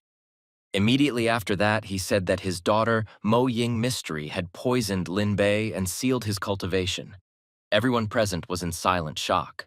The man decided that if he had to repent, he would drag all those who were accomplices in this matter down with him. Throwing around words about how after Lin Bei was overthrown, Zi Pingqiu had taken over his talents. The invited guests were still in shock from such a fascinating and tragic story. One of them pointed a finger at the elder of the outgoing cloud sect and shouted that he never expected that Mo Lingyun would be such a treacherous and vile person. All the cultivators began to hurriedly leave the place where the wedding ceremony was to take place. One of them also shouted out that fortunately for the leader of the emerging cloud sect, he had always considered him a close friend. Another added that he could not understand how he could be so wrong about a person. This was how the head of the emerging cloud sect P lost the trust of the entire cultivator world. All those plans he had made for the future were now crumbling before his eyes. But he didn't care much. Even without a future, he was promised that his life would be saved. The cultivators hurriedly flew away somewhere into the sky. They used their movement techniques to leave this place as quickly as possible. None of them could have expected that the leader of the exiting cloud sect would simply betray his best disciple. Lin Bei thought that all these people were afraid of getting involved with him, which was why they ran away so quickly. In fact, There was some truth in his thoughts. The cultivators were indeed afraid of the top disciple of the outgoing Cloud sect after he had strangely resurrected from the dead. The bride looked at the newly arrived expelled student with an expression of fear in her eyes and on her face. The girl did not understand why on her wedding day, that man decided to appear in her life again. Lin Bei addressed the girl by name and said that he would be frank with her. Then the young man said that she had greatly disappointed him. And these words made the girl lower her gaze, and a slight tremor ran through her body. Outsect immediately spoke to the young man. He said that he had done everything that Lin Bei had asked. This man, even at such a moment, continued to think only of himself, and not of his daughter, who could presumably die at the hands of this master. The young man turned around and looked at his former leader. He pointed his index finger at him and asked, "Does he really think that the expelled disciple would now leave his former teacher alive?" The daughter of the leader of the outgoing Cloud sect suddenly raised her head, as she did not expect Lin Bei to betray his own words. The girl's father fell to the floor, so I could no longer hold him back from the overwhelming fear that had come over this man. Mo Lingyun looked at his former student and said that he was not keeping his word. But what could this man even say about keeping his word when he personally sentenced Lin Bei to certain death a month ago? The one who was at fault here and did not keep his word was himself, the elder of the Cloud, emerging sect. The man immediately got what he deserved for his words. His former student's blow landed right in his chest. Lin Bei looked at the teacher who had betrayed him and thought that it was unfair to be unfair to people. But killing a creature like him while leaving his body untouched was the greatest mercy and justice. The leader of the emerging Cloud sect lay lifeless on the cold floor.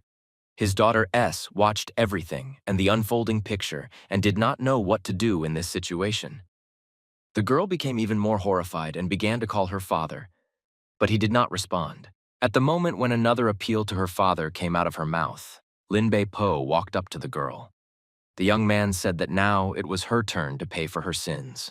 From top to bottom, he felt like he was in control of the entire situation now. Even though Mo Ying had just lost her father and felt helpless, she still found the strength to raise her head, smile, and shout that it was all their fault. It seemed like this girl was repenting right now. There was a hint of madness in her voice. The girl continued to laugh, saying that if she had been Lin Bei back then, she probably wouldn't have been able to live to see this day. Hearing such words coming out of the girl's mouth, on the verge of life and death, the young man couldn't help but be surprised. His eyebrows shot up, and the bride, who had lost her temper, would not shut up. She said that even if the expelled disciple executed everyone present here, he himself would not live long. Hearing these words, Lin Bei became even more furious. The girl continued to say that Lin Bei would not be able to advance further in this world if he killed her fiancé. According to her, he would not only have to face the sealed demon temple, but he would also be pursued by all the higher powers. The girl continued to laugh as she spoke. She completely lost her temper. The girl laughed, but tears continued to flow from her eyes. She called the expelled disciple by name and said that she would wait for him in hell. Mo Ying knew that this was the end for her. A few seconds later, the girl fell backwards. It seemed like she was no longer breathing. Lin Bei hadn't done anything to her, so her death wasn't his doing. Although, if you think about it, he really wanted to kill this girl himself. The young man exhaled, watching the girl's body fall to the floor. Now he stood completely alone. He was surrounded by the 4 corpses of the people who had done the most harm to him in his life. If he had the chance to take revenge on the whole world, he was ready to go to the very prince. Of course, Lin Bei understood that his further path would not be easy. After the words of the deceased bride, he thought about it even more. But the young man was ready for this.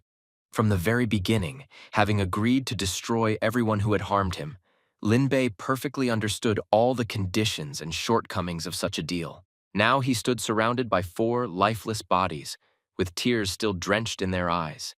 He quietly said that the adversity he would encounter on his way would only harden him. The young man was completely confident in himself and was ready to move into his future. He looked somewhere ahead and tried to gather his thoughts and strength. Recently, after this battle, he had been overcome by such a strange feeling, as if he had done everything that was required of him in this world. Now he had taken revenge on all those whom he hated so much. He, Lin Bei, was born to stand at the top of this world, and he knew it very well. The young master's magical beast covered its mouth with its hand. This little bird was about to die laughing right now. He couldn't imagine how a boy at the Meridian expansion stage dared to talk so brazenly about the whole world. Although, if you look closely, this person didn't look like someone who would just throw around empty words. Goldie thought that he should just see how far Lin Bei could go. That same evening, there were few people in the Temple of Sealed Demons. This temple stood on the peak of one of the mountains, on one of the scorched wastelands. That's why it was called the Temple of Sealed Demons. There was absolutely nothing alive around here. Only mountain peaks, stones, and rocks. There was a sage sitting in the temple. This man is the problem of the Sealed Demon sect. The sage burst into laughter as soon as the man who suddenly appeared told him about the situation at the wedding. The voice of this strange man, who was several times larger than an ordinary person in size, was quite caustic and unpleasant. He asked Sect Master Z to sit down in front of him. The sect master quickly refused such a proposal, saying that he would just stand there.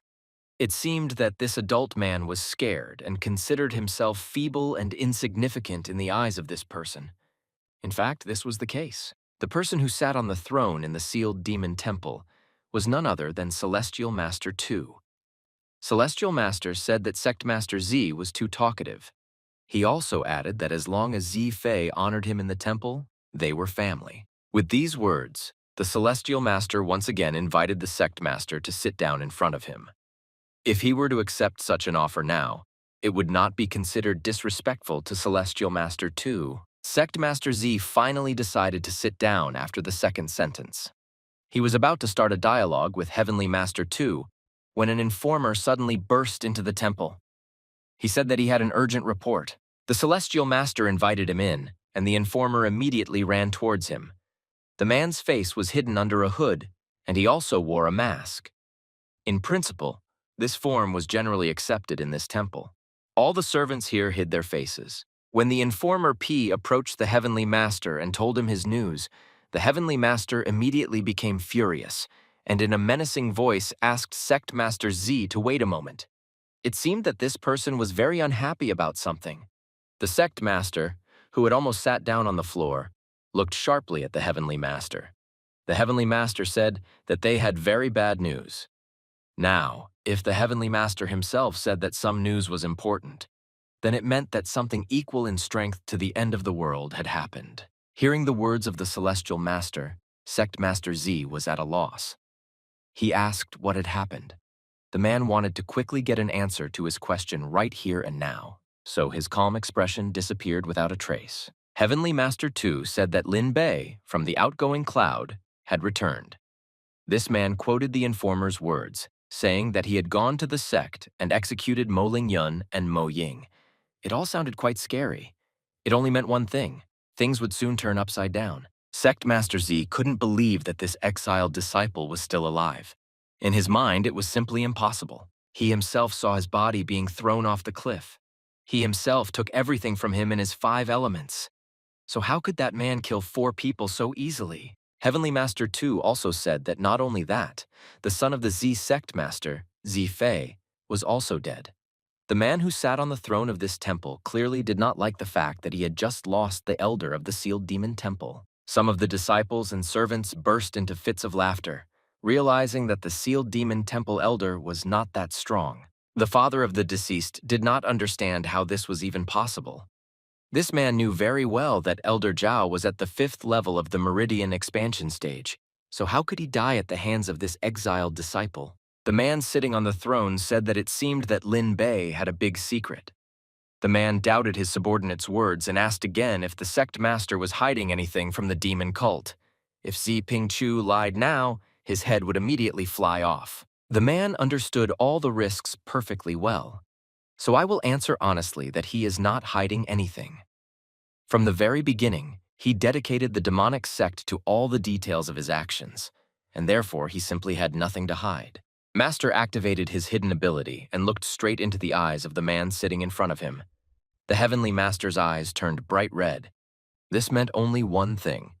He was currently testing this man to see if he was lying to him. Using his own lie detector, which was several times stronger than any potions or other devices, Grandmaster Tu smiled and turned to Elder Zhao. If this man's face showed any good emotions, it meant that he no longer doubted Ping Chu. The elder immediately responded. The temple master told her that this Lin Bei deserved to die for killing his disciple Elder. He asked to bring him here. Now the temple master of the sealed demons himself began to hunt Lin Bei. The girl smiled wickedly. Her eyes sparkled with malicious sparks. She completely obeyed the order of this man who sat on the throne. If this girl started hunting, Lin Bei's days seemed to be numbered. Heavenly Master Tu said that he was very sorry to lose the style of the vast purgatory. He said this with such a smile, as if it was not his disciple who had just died at the hands of the seemingly miraculously resurrected exiled disciple of the Cloud Exiting sect. The man who was the father of the deceased thought that he and Lin Bei were now bitter enemies. In fact, it had been like that before. But now this man was going to declare a hunt on Lin Bei. While the Temple of Sealed Demons was in the midst of a heated discussion about how to best get even with Lin Bei, the boy they were discussing was simply strolling down the street. He was talking to his magical animal, saying that all the treasures of the heavens and earths that the old dog Lin Yun had stolen now belonged to him.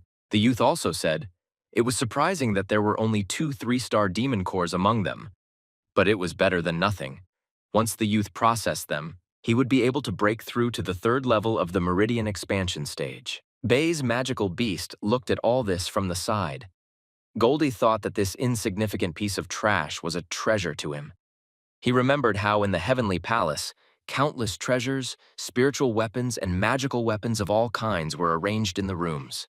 But now he had become a simple magical beast.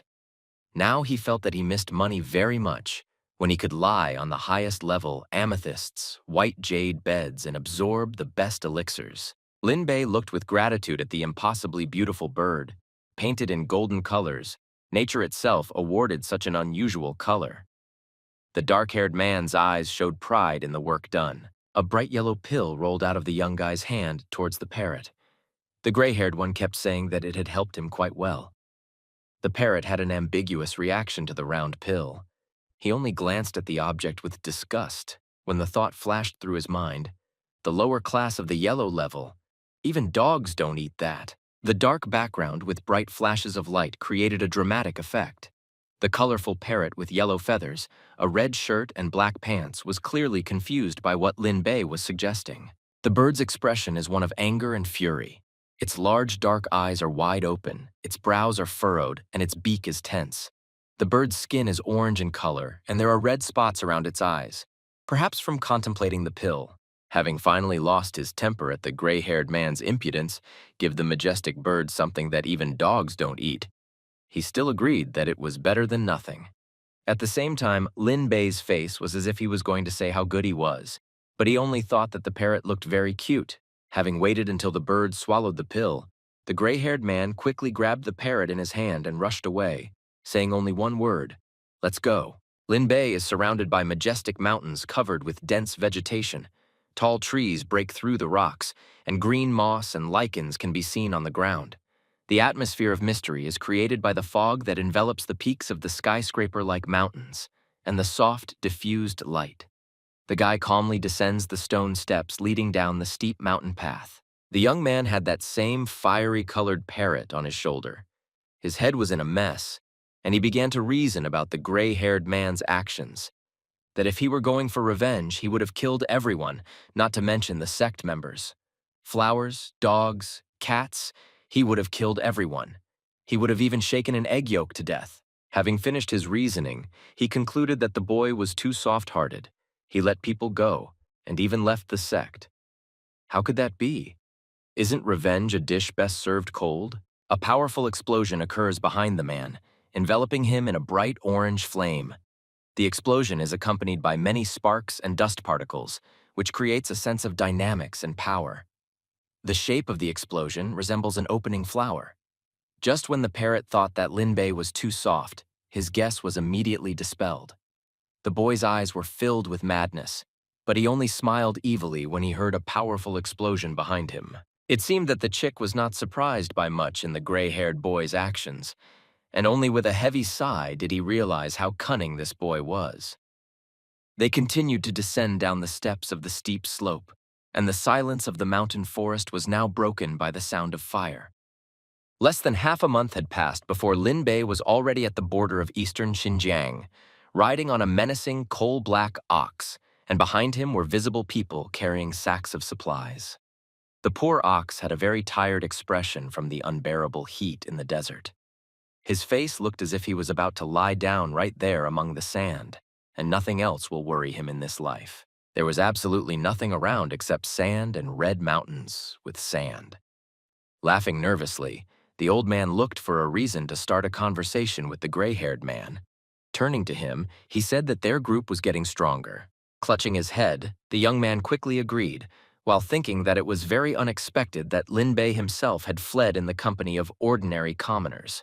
Bei's face clearly showed that he was shocked by such statements. The second reason was to support the old people and take care of the children. While the gray-haired man was already sitting on the bull, the old man who told him to become the head of the village was already talking to some grandmother. She only said that they would be a burden to them. But the old man nervously laughed and said that of course not. They have a wonderful new head.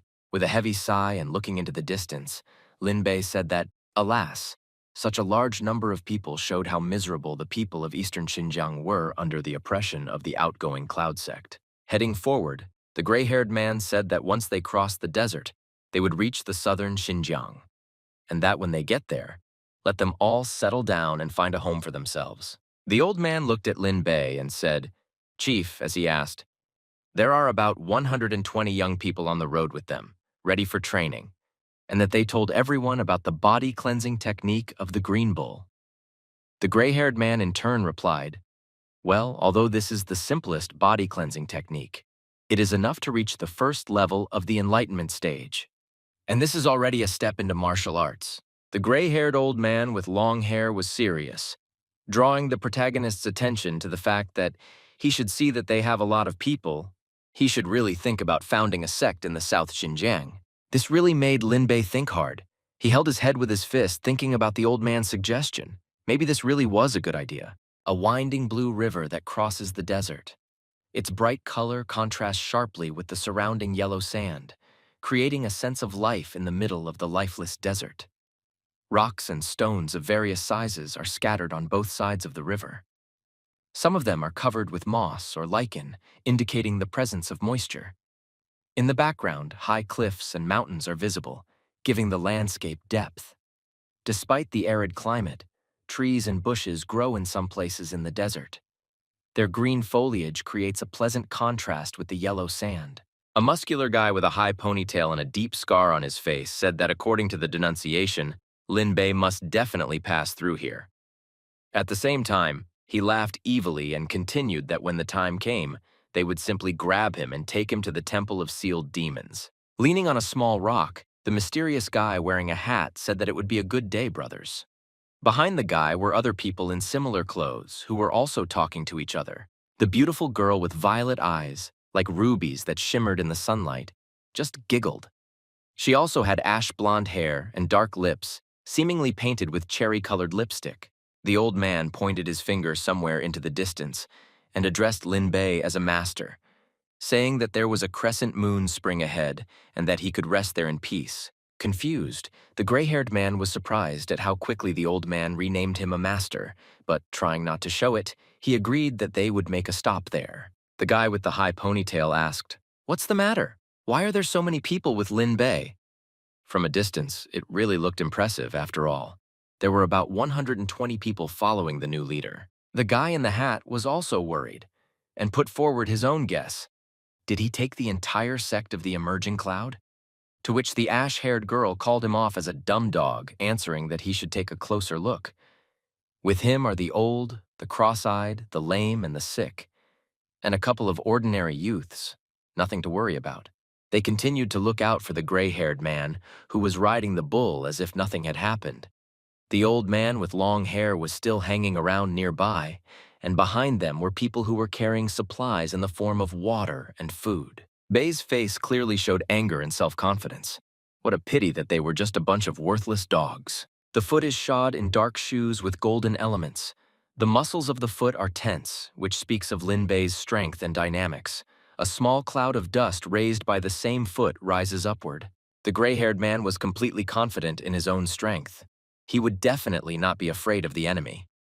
After assuring the old man with words that he would go and sort things out, Lin Bei confidently stepped forward. The old man called him master again, asking him to be careful. At this time, the little bird that was still traveling with the young man seemed to wake up from a deep sleep, sensing that a fierce battle was approaching. The muscular man pointed his black mace at Lin Bei and said to him that he was not interested in the open door to heaven since he had decided to cut a window to hell.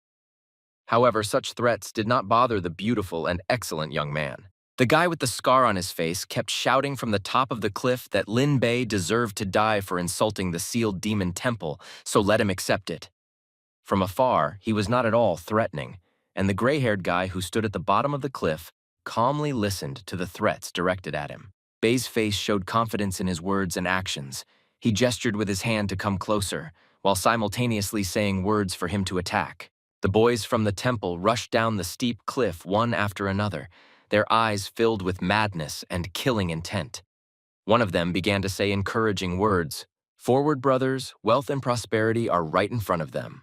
To which the gray-haired man clearly didn't care that a bunch of evil people were rushing towards him. Raising his fist, he only sighed sadly, looking at this whole picture. A bright, golden energy circle is visible around the fist, giving the impression that the character is about to deliver a powerful blow. The effect is enhanced by the dynamic lines emanating from the fist and the dark background, which contrasts with the bright elements of the battle. Lin Bei, dressed in bright clothes, is at the epicenter of a powerful explosion. Debris is flying around him, and he himself, judging by the expression on his face, is focused and ready to fight. Also, bright flashes of light and flying debris create the effect of a powerful explosion. Bei's brutal blow sent everyone plummeting down. Some were already unconscious, while others were just beginning to kiss the ground with their faces. Debris and stones flew around the people of their temple and dust rose up. An unearthly, beautiful girl with ash-blonde hair lay with her eyes closed, and next to her was another young guy from the temple. The girl was wearing a red cape, and the girl herself seemed to have fallen painfully. But then the ash-haired girl opened one eye. Apparently, she was pretending to have lost consciousness so that she would not be touched anymore, namely so that she would receive fewer blows from the gray-haired one, who was in full swing. "Bei's attack," the old man said to that master. "There were countless enemies on the way who wanted to grab you, but no one could withstand your attack." To which the young man throatily replied that they were just a handful of fools who cling to the strongest. Lin Bei continued his thought that he was more interested in why no one from the Sealed Demon Temple or the Heavenly Mercy sect had come for him during all this time, to which the old man began to deny that it was not important. "Let's go to the oasis and find ourselves in the southern Xinjiang. Don't worry too much." The main character's face showed doubts about what had happened, but he decided not to show it and agreed with the old man. After all, he was now the new headman, and he needed to keep an eye on the people who followed him. Turning his head to the old man, he gave the order to make a halt for now, and then they would go to the city as quickly as possible. The old man confidently agreed. Those people who tried to attack the gray-haired man were cruelly tied up, and their mouths were stuffed with something so that they could not speak and complain. It even became a bit pitiful for them, but the fact that they were hostile towards Lin Bei gave him every right to treat them like that. At the top of a high mountain is the lonely figure of the gray-haired Lin Bei, sitting on a rock on the edge of a cliff. Apparently, he is meditating. A guy with long dark hair dressed in purple clothes. His posture is calm and focused, despite what is happening around him. But something tormented the thoughts of the main character. After everything that happened, he really thought about founding a sect. But would it be a good idea? Is it worth doing at all? A young man sits cross-legged with his back to a dense forest. His long hair flutters in the wind, and his clothes are dark, rich colors. The pose expresses calm and concentration. A dark forest stretches around the rock. The sky is filled with thick clouds and stars, creating an atmosphere of mystery and night silence. Suddenly, Lin Bei felt a sharp approach to him. He did not expect such a development of events. After all, they tied up all the enemies and the people who followed him were below. Then who is it? And what does he want from the main character? The girl with the dark red cape and ash blonde hair put a knife to the gray-haired man's back. With complete confidence in her actions, she said coldly that she advised him not to move. The cunning girl, like a fox, smiled maliciously, saying that this boy certainly has no sense of self-preservation. Lin Bei was completely confused and asked, "Who are you?" Brushing one strand of hair away from her face with her gentle hand, the girl decided to answer the question and introduce herself. She was the elder of the sealed demon temple, Zhao Qin. The girl assured the protagonist that she knew that an incredibly strong monster was walking with him, but she asked him to keep in mind that her blade was at his back. If he tried to do anything, she would kill him in an instant. The gray-haired youth tried to be reasonable and not to say too much. After all, his life was at stake. He said that if she wanted to kill him, he would not be breathing. "What is your true goal, then?" Asking the second question, he said, "You didn't come to talk to me, did you?" The ash-haired girl had a terrifying aura. It was clear that she was hostile. Noticing what a smart guy she was, she said that everything was simple. She needed his strength. To which the gray-haired man smiled and asked, "Will you take her without permission? Aren't you afraid that the temple of sealed demons will take revenge?" To which the girl replied that I will have their revenge if I pay the heavenly body of the primordial chaos. There was still a dense forest around the two of them. The girl continued her thought that he really was a pervert. He developed 5 talents, and when they were all taken away, he awakened another one. To this, the protagonist had an expression on his face, as if he was the brightest star here. In the end, he answered her, "Meet this. This is what a genius looks like." The girl's expression continued to shine with a sly smile, and from her eyes, which looked like purple rubies, a strange but scarlet-colored liquid flowed. It was probably blood.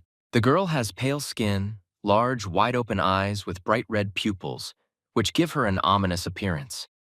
Dark circles or shadows are visible around her eyes, enhancing the expression of anger or suffering. Starting to cast a powerful spell in her hand, with under her cloak one could see a toothy and terrible mouth, and a long tongue was sticking out from there, a hand enveloped in a bright, pulsating red light. Also a palm, the fingers of which are slightly spread, giving the impression of readiness for action. The skin on the hand is covered with fine veins that glow in unison with the surrounding light, emphasizing the power and energy emanating from it. The lips are bright red, creating harmony with the tongue. They are parted in an expressive grimace, perhaps expressing pleasure or even a challenge. Apparently, this is part of the spell. An open mouth, like a bottomless abyss, ready to swallow everything in its path. Fangs, long and sharp, like daggers, stick out of it in different directions. Their roots, going deep into the jaws, testify to the incredible power of this spell and the girl herself. Bei's power with her hand, she was clearly confident in her powers and the spell. Bei's gaze was directed backwards. His face was filled with rage and determination. His eyebrows were furrowed, his lips were parted to reveal his teeth. His eyes were wide open and full of determination. His hair was dark and disheveled, with a few strands sticking up, highlighting his emotional state. He furiously shouted that it was a pity that she was the one sent. Bright flashes of light and energy, creating the impression of powerful force and speed. The lines coming from the protagonist's hands resemble blades. From such a force, the girl jumped to the side, away from the explosion. Of blue and purple predominate, emphasizing the icy theme. The contrast between the dark background and the bright elements of the character creates the effect of a fierce battle. The girl barely managed to stand on her 2 feet and not fall from such force. The ash-haired elder was completely astonished by Lin Bei's strength. She was confused when she said that he was actually a 4th-level Meridian expansion stage. And in her mind, she only wondered what kind of monster he was. She had trained for more than 30 years and had only reached the 6th level. And this kid in such a short time. A dark, nighttime background with elements of the starry sky. The protagonist's hair flutters in the wind, making him look more menacing than he already is. Lin Bei walks towards the girl, while only a cloud of dust can be seen behind him. The gray-haired man's eyes were full of rage at the girl. He decided to repeat once again what he had said, that he was a genius. And indeed, people like him achieve unimaginable heights. The girl's hair was fluttering in the wind. She was frightened by this situation. Apparently, she did not expect that Lin Bei would be so strong that he could get rid of her spell. In an instant, the girl in the dark red cloak turned away from the gray-haired man. The only thought that flashed through her mind was that she had miscalculated and needed to run away as far as possible. The chick was clearly unhappy that some sounds had woken him up. The golden bird was fast asleep while Lin Bei was sorting things out with the ash-haired girl. There was quite a bit of rage in his eyes. While the girl was retreating, a parrot appeared in front of her, somewhat reminiscent of a phoenix, because it was glowing brightly like a flame of fire. It flew straight at the poor girl who wanted to escape. The girl's face showed no small amount of horror at what was happening. She mentioned this terribly strong monster that was with Lin Bei, but she didn't expect to meet him here. She only managed to say one word. Wait. The fire enveloped her body. The girl's flesh began to burn mercilessly. It seemed that she died a rather painful death. The fire looked so strong that it could burn everything in its path. The parrot was simply furious at this development of events, after he had reduced to ashes the beautiful girl in the cloak, leaving only her shoes, and flew back to his sleeping place. Having flown back to his cherished place where he sleeps, he continued to be indignant that he was woken up because of such a trifle, damn it. It is not worth disturbing him over such insignificant trifles. Bai had just recently sat and meditated. A tall flame of fire burst forth, and the residents did not know how to react to it at all. The old man quickly ran up to the gray-haired man, asking the question that interested him, turning to him again. The head, what happened? The people in the background were also waiting for an answer. The already calm Lin Bei, as if nothing had happened. As if it wasn't he who had fought with the elder of the Jiao-sealed demon temple a few minutes ago. Qin. He said that it was all a trifle and not worth worrying about. He ordered everyone to pack their things and that they would be moving out. The old man seemed pleased with such an answer from the new young leader, and agreed. Everyone else who was also waiting for an answer understood the command and went to get ready. Finally, Lin Bei and the others arrived in Qinshui, the territory of the southern Xinjiang. They were met by a large city filled with residents. At least that's what they thought. The old man laughed loudly, stroking his beard with his hand, saying that they had finally arrived. But the gray-haired man did not share his joy and asked, what seemed to be wrong? The former elder saw people leaving the city carrying some kind of supplies and things on their backs. It was really strange for such a good city. Turning to one such commoner, the old man asked a leading question, addressing him as a brother. It seems many are leaving the city in a hurry. What is the matter? Behind them, the forests and mountains that these 120 people had passed through together with Lin Bei were visible. This indicated that they had come a long way. To which the commoner clarified, "You are from far away, yes?" To which the old man agreed. People continued to leave the city in a hurry, and the townsman who spoke to the former elder said that they had come to the wrong place and advised them to leave as quickly as possible. The old man was confused and asked what had happened in the city. Starting his story, he said that recently, bandits came to Xinjiang and started burning, stealing, and killing. Hell broke out. The townsman continued to tell that these bandits executed the chief as soon as they entered the city. All the people were in a panic, afraid that their turn would come. He had horror on his face while the guy was remembering all this. Lin Bei, sitting on the bull, asked what stage their leader was in cultivation, and what level were the bandits. The guy replied that their lord was at the second level of the Meridian expansion stage, but he was defeated in no time. Apparently, their leader had reached at least the fourth level of the Meridian expansion stage. Already heading further on the road, the commoner again advised to leave here quickly. The old man tried to put forward some idea of his own, what they should do. The gray-haired man was completely confident in his words. He told the old man that if he was only at the fourth level of the Meridian expansion stage, there was nothing to worry about. He also said that we were going to the city to take a look at these bandits. In a beautiful city, with its own great and long history, people were leaving the gates of the walls. Little children were crying, and adults were trying not to panic too much about what was happening. And Lin Bei was just thinking to himself that Qingshui was actually quite a big city. It would be nice to take it under his control and make it his fortress. That would make the gray-haired man's life much easier. High on a certain throne sat the figure of a solid man.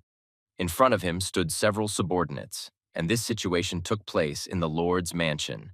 Within the city of Qinshui, the young man's face was confused. The guy with brown hair tied in a high ponytail with blue eyes asked in confusion, "What does it mean that the townspeople are running in panic?" The muscular, bald man began to justify himself to his master, telling the chief that wherever you look, there are only ignoramuses. Their leader has no conscience. They administer justice, and they look at them as if they were evil spirits. This really infuriates him. The girl with a bandage over one eye closed the other, and then tiredly put her head under her hand. Her hair lay neatly over her shoulder, and the girl herself barely audibly muttered the word God. But when another man entered the building and shouted loudly to the chief that a group of people had arrived in the city, everyone immediately perked up. The girl stood up from her throne and looked at the open doors. The girl stood arrogantly above the rest of the people in the room.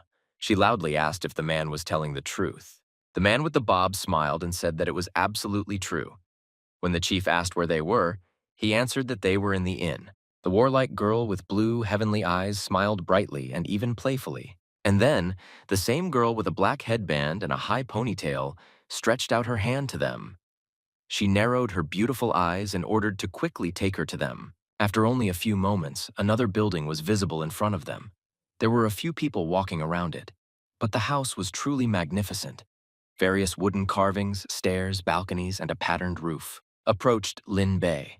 He advised the young master that he should leave as soon as possible.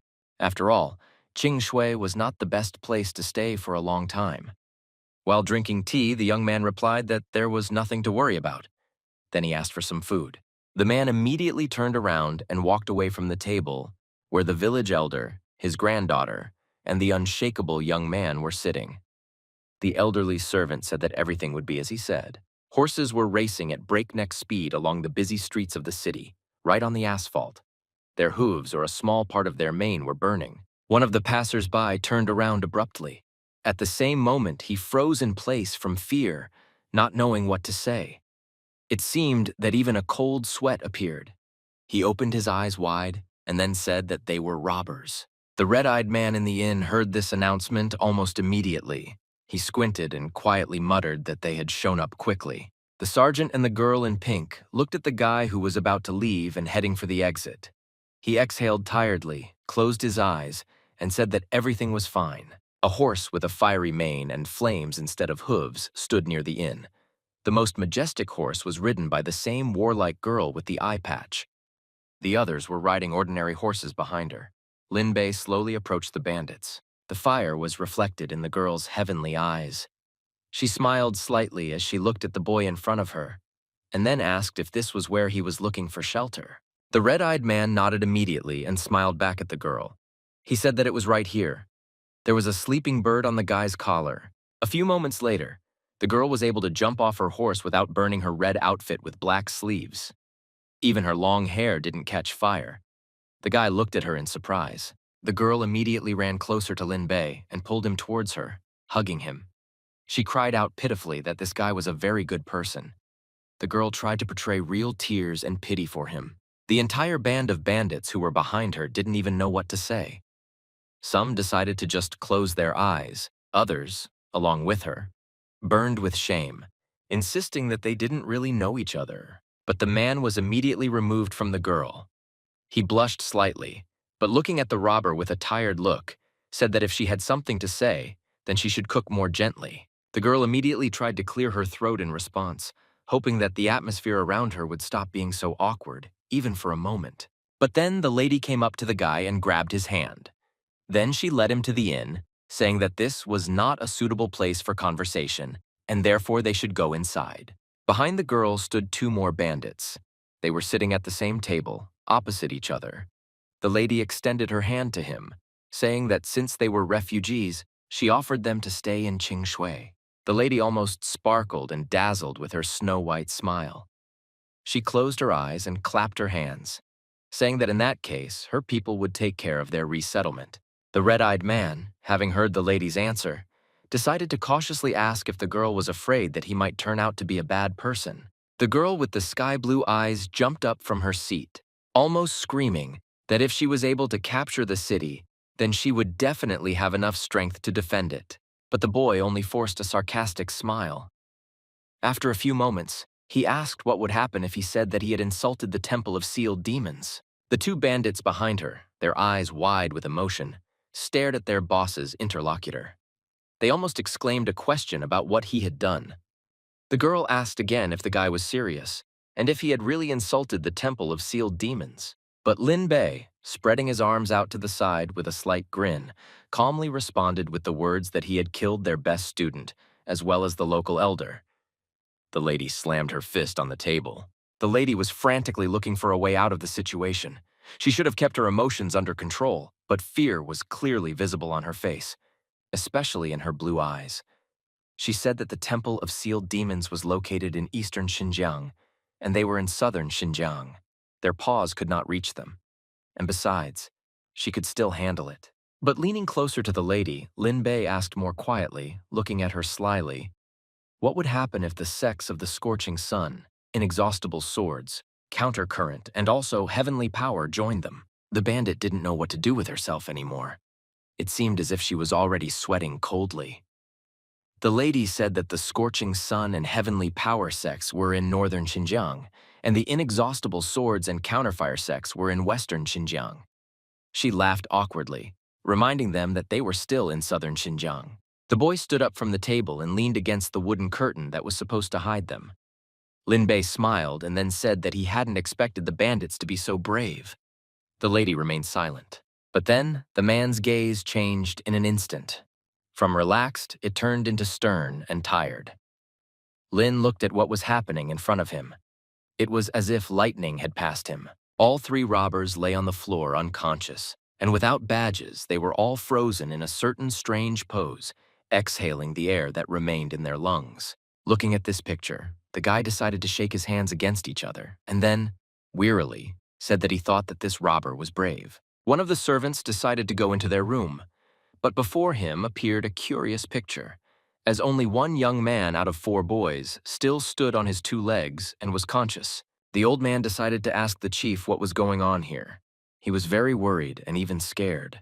Lin Bei stopped the old man, making a sign with his palm, and then said that these people had fainted from fear. The boy asked to find people to carry them away, and they would send them to the local lord's house. The old man immediately agreed. The robbers came to their senses already tied up. Most of them looked beaten. Someone had a bloody nose, another had a swollen eye. Lin Bei walked proudly through the streets of the town. Behind him were the tied-up bandits and the happy civilians. The guy smirked slightly when he glanced at what was happening behind him. One of the couples who went out to see why there was such a crowd were clearly surprised by such an unexpected event. The man said that he thought they were ordinary refugees, but look at what they were doing. The girl responded in fear that this Qing Shui was too dangerous. They needed to run away, and quickly. Somewhere else, a plump woman sat on a throne. She had huge rings in her ears, and almost her entire head was covered in gray hair. Her lips were painted with black lipstick, and her eyeliner was neat. She was wearing a yellow robe. She said that Elder Zhao was dead, and there was nothing left of Zhao, not even bones. She asked if there was anything to tell anyone. Not far from her, also on the throne, sat a small child with greasy hair pulled back into a ponytail. He had pink eyes. Exhaling heavily, the child said that he Tench Bi must have more strength than they thought, otherwise Elder Zhao wouldn't have disappeared. The child turned to the woman and said that while he was settled in the south, they should intervene. However, the 4 Borders tournament was about to take place. The old woman smiled kindly, like a sweet granny. She said that it was true, and it would start very soon, but they had lost the body of the immense purgatory.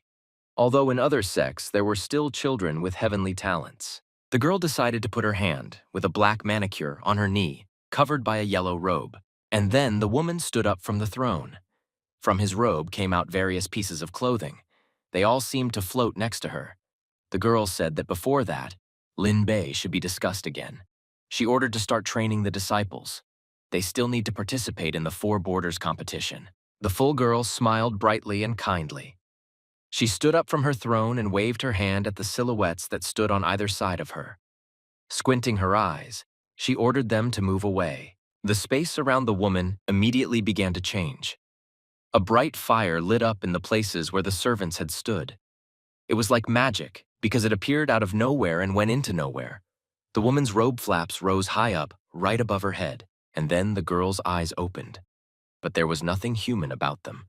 There was no longer a pupil or white color.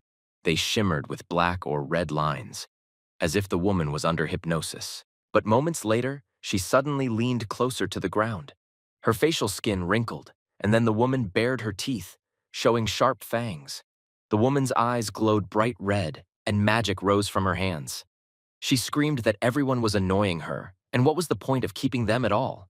They couldn't even bring poor Lin Bei from the squalid sect, and after a few moments, there was nothing human left of her. Her eyes now resembled burning, sewn-on red buttons. She reminded herself of the Four Borders tournament, and then said that she would tear them all apart. Elsewhere, in the hall of the Heavenly Mercy sect, everything was much calmer. At least that was how it looked from the outside of the building. There was not a soul around the huge house. Only the blue, clear, and high sky was watching it. Si Ping-chu sat on the throne. He tiredly rested his head on his hand, and in a thoughtful voice asked the servant if all the letters had been sent out. The man nodded in response and said that they had been sent out to all 4 young masters. The man with purple eyes covered one eye with his hand and said that it was very good, because he would eat this Lin Bei alive for the death of his son. But then, he thoughtfully replied that in principle it was not so bad because he still had 4 children left. The servant with blue eyes looked at the master with eyes full of hope and fear. He said that the answer had already arrived, and the patriarch had better read it personally. The boy carefully took the letters out of the inside pocket of his vest. The man carefully handed over 2 neatly sealed letters to his master. Si Ping-chu immediately accepted them with interest. After opening them and reading the contents, the man began to tremble violently with fear. His violet eyes kept sliding over the lines of paper. He squeezed the letters in his hands even tighter. But moments later, the man collapsed, coughing up blood. All the papers immediately turned bloody and flew out of Si Ping-chu's hands. The servant ran up to the master.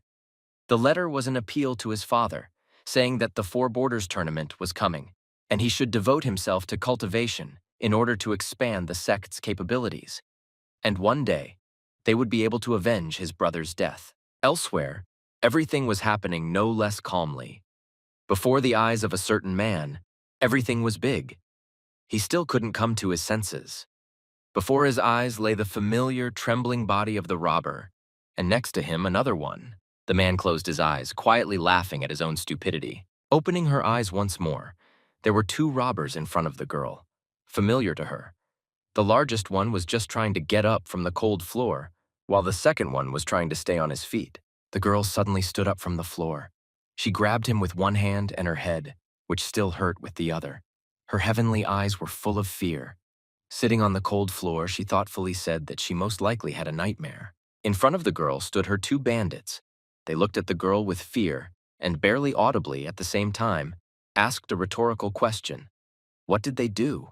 But then, the girl turned away from the 2 stupid guys and decided to look around the room they were all in. The girl with the bandage began to turn her head from side to side, fearfully looking around the room they were all in. The bandits around her were either sitting on the floor like her or were barely standing on their feet. Exhaling heavily, the lady with the bandage patted her chest and exhaled heavily in relief. She said that this dream was too scary, as if someone could insult all the powerful sects at once. The biggest of them said that they remembered exactly the same. Someone thoughtfully rubbed their chin from such news. Someone smiled like a fool, and others thought. A terrible realization came to the girl. Her mouth opened wide, and cold sweat began to flow from her eyes. Her eyes were wide open, and her pupils were narrowed with fear. The very first one to react after the girl was the tallest man, who had only rubbed her chin before. And then they all had the same reaction. The other man nearly screamed in horror, his eyes wide. The third bandit clenched his jaw. He couldn't move for a few moments from fear. Cold sweat slowly dripped down his face. The fourth man's face twisted at first in a grimace of incomprehension, but then his eyes widened in horror of understanding. The 5th robber was quite emotional. He had a long mustache, frowned, and almost started shouting curses. But suddenly another man came to them. He loudly noticed that they had already woken up. The girl, with lightning-fast reaction, turned to the unexpected guest. All the robbers were on guard. Lin Bei quickly and proudly walked past the girl who couldn't even find the strength to get up from the floor. Her eyes widened in fear when she recognized the guest, and she was even afraid to look him in the eye. Sitting on the throne, the eyes of the man with the bird lit up with a red fire. The man, towering over all the robbers, said that since fate itself had brought them together, now they would follow him. But then he asked if there were any other opinions on this matter. The girl thought for a moment and then smiled tenderly.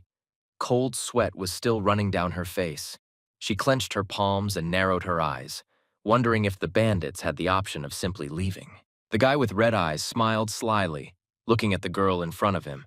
He said that such an option really exists. All the bandits immediately ran to the exit. Their trembling bodies barely obeyed them. Someone looked at Lin Bei in fear, but he only said that the bandits could lie down and leave. The girl with the sky-blue eyes looked back at the refugee awkwardly and even fearfully. She clasped her hands and asked if this was being discussed. Lin Bei gave her a stern, warning look. He frowned, and then said that it was not up for discussion. The girl closed her eyes in despair and took a deep breath. The emotions that overwhelmed her made her want to cry. She wondered why she was so unlucky that she had to deal with such horror. Lin Bei smiled slyly and then leaned closer to the bandits. He said that this was his first time at the southern border, so he ordered them to report the situation here. The lady sighed quietly and began to talk about the southern border, but the girl was interrupted by another servant. He suddenly burst into the huge room shouting that things were bad for them. The silhouette was not visible at all, but all the offended bandits looked back at the shouts. Lin Bei frowned even more. His red eyes were even darkened by the shadows. He asked what happened. Grandpa informed the master that a man had arrived and claimed to be a messenger from the Temple of the Two Beginnings and asked Lin Bei to come out to him. It was obvious that the old man was worried about the young man. Cold sweat was even running down his face. Lin Bei asked again about the Temple of the Two Principles. The robber immediately replied that it was the most powerful sect in the southern Xinjiang. Although they are weaker than the sealed demon temples, they should not be underestimated. The guy, rubbing his chin, shook his head, and then Lin Bei suddenly squeezed the chick on his chest. Gold was very surprised and opened her beak along with her eyes, waking up from sleep. Lin Bei turned to the little bird, worriedly asking if he could sense the enemy's cultivation level and if he could defeat him. The little bird was still perplexed and in the man's tightly clasped hands. The little bird thought that he was a measly third-level meridian expansion stage, and Lin Bei was tugging at him for nothing again. A moment later, the little bird decided to slap his master with its wing. The man leaned back on the throne in pain. Lin Bei slowly and hesitantly rubbed his removed cheek. It turned red all over, and the man himself smiled awkwardly and said that it seemed like the little bird could defeat him. However, he still held the gold piece in his hand. But a moment later, the guy changed again. He looked at the old man in front of him sternly and with obvious menace. Frowning and clenching his teeth, he asked to tell the guest that if necessary, he should go to Lin Bei personally. Otherwise, he could leave. The servant immediately bowed, clasping his palms. He closed his eyes and said that he would do it. All the men in the room looked at Lin Bei with puzzled expressions. They frowned and looked at him as if he was a fool, not even knowing what to say or object to. Girl with heavenly eyes and in a red suit. She crossed her arms over her chest and looked at the old man, who was already leaving their building, heading towards the representative of the sect. The lady could only think that now it became clear to her how this young man had insulted so many sects. He was completely crazy. Outside the Lord's mansion, the sect's envoy was being carried. He was sitting in a wooden carriage, carried by about 10 people, and another 10 were walking behind him. He was flanked by 2 men in special clothing. A long-haired man sat in the carriage. He was wearing a snow-white robe and a dark gray vest. This man was Zhang Feizhuo, the chief disciple of the Temple of the Two Beginnings. When addressed, he thoughtfully pulled down the curtain from the window. The man looked haughtily at one man in a special, different from all robe. He awkwardly closed his eyes and said that this Qin Shui is on the outskirts of the southern border. He is small and pitiful, and his warriors are weak. The servant asked why the young master needed him. The man with bright turquoise eyes smiled wickedly. He said softly that the Four Borders tournament did not just evaluate the best students, it was the heritage of their lands. The young master turned away, but cast a sly glance at the servant, saying that usually the more cannon fodder, the better. Someone has to die. The servant smiled awkwardly and said that the young master was wise. And then Jiang grinned evilly. He said that he heard that Qing Shui had a new leader, so there should be plenty of cannon fodder. As soon as they arrived and announced the tournament, the new lord would immediately bend over and kiss the young master's feet for the opportunity to show off. The servant immediately concluded to Milo. He clenched his hands and, closing his eyes, said that everything was as expected from the young master. After all, such resourcefulness makes one admire him to the depths of the soul. The man on the other side of the carriage looked quite stern. He was wearing a black robe. He looked around at the people and asked why Lord Qing Shui had not yet shown up. Jiang waved his hand casually. A wicked smile never left his lips. He said that he was sure that after hearing about the Temple of Two Beginnings, they began to prepare a worthy reception, and therefore they should wait a little longer. The carriage had no front wall at all, so the only thing that closed Jiang off from the outside world was a large, translucent curtain. The two servants next to him behaved completely differently. The one in white was still laughing awkwardly, covering his mouth with his hand, and the other was looking ahead warily. A silhouette was visible in front of them. A man was running straight towards them from a large building behind him. That silhouette was a young bandit with celestial eyes. She stood hesitantly in front of Jiang and his servants. Her hands were shaking, and it seemed as if cold sweat was pouring off her. She pressed her lips together. Just a few minutes earlier, the same girl looked at Lin Bei with an offended expression, arms crossed on his chest. The impudent young man stood up from the throne and decided to stop the old man after all. He turned around in surprise. The man pointed his finger at the robber, saying that he thought for a moment and decided that she should go to the unexpected guests from the sect. The lady was very scared and dumbfounded. At that moment, the girl froze in place, unable to even move. It seemed as if she had been turned into stone, and that was precisely why she could not move. But at this moment, the lady, on the contrary, was trembling with fear as she looked at the men from the sect in front of her. She looked at everyone, trying to concentrate on her task. The man in black immediately approached the frightened woman opposite. He exclaimed that the young gentleman was right, and someone had indeed come. And then the servant cautiously asked the lady, leaving a distance of several meters between them, whether she was the head of Qin Shui, and why she did not bow before the young master of the Temple of Two Principles. The woman tried to look at him with the same gaze, but her eyebrows were furrowed, her eyes still looked scared. The lady, with a trembling voice, said that she was not the head of Qin Shui at all. Jiang exclaimed in displeasure that this was presumptuous. After all, he had been honored to personally come to the city, and only an envoy had come to him. The servant in white robes never stopped smiling brightly. He awkwardly noted that in such remote cities, people might not be familiar with etiquette, and so he suggested that they pass, since it was time for the young master to rest. But the man with turquoise eyes at first completely ignored his servant. His eyes flashed unkindly, and he nodded almost imperceptibly. The servant in white immediately blocked the young master's passage with his hand and ordered the girl to lead them. The robber tried to convey to them in a trembling voice what the Lord had said. The girl looked at them even more frightened in heavenly moments. At such moments, they resembled a starry sky, strewn with stars. The lady added that if they wanted to see him, then let them come in person. The lady began to chew her own lips from nerves, nipping them. The girl tried to voice what would happen if they did not come. But moments later, gathering all her strength, the lady almost shouted that otherwise they should go away. She closed her eyes, afraid to look into Jiang Feizhuo's eyes. The man only frowned.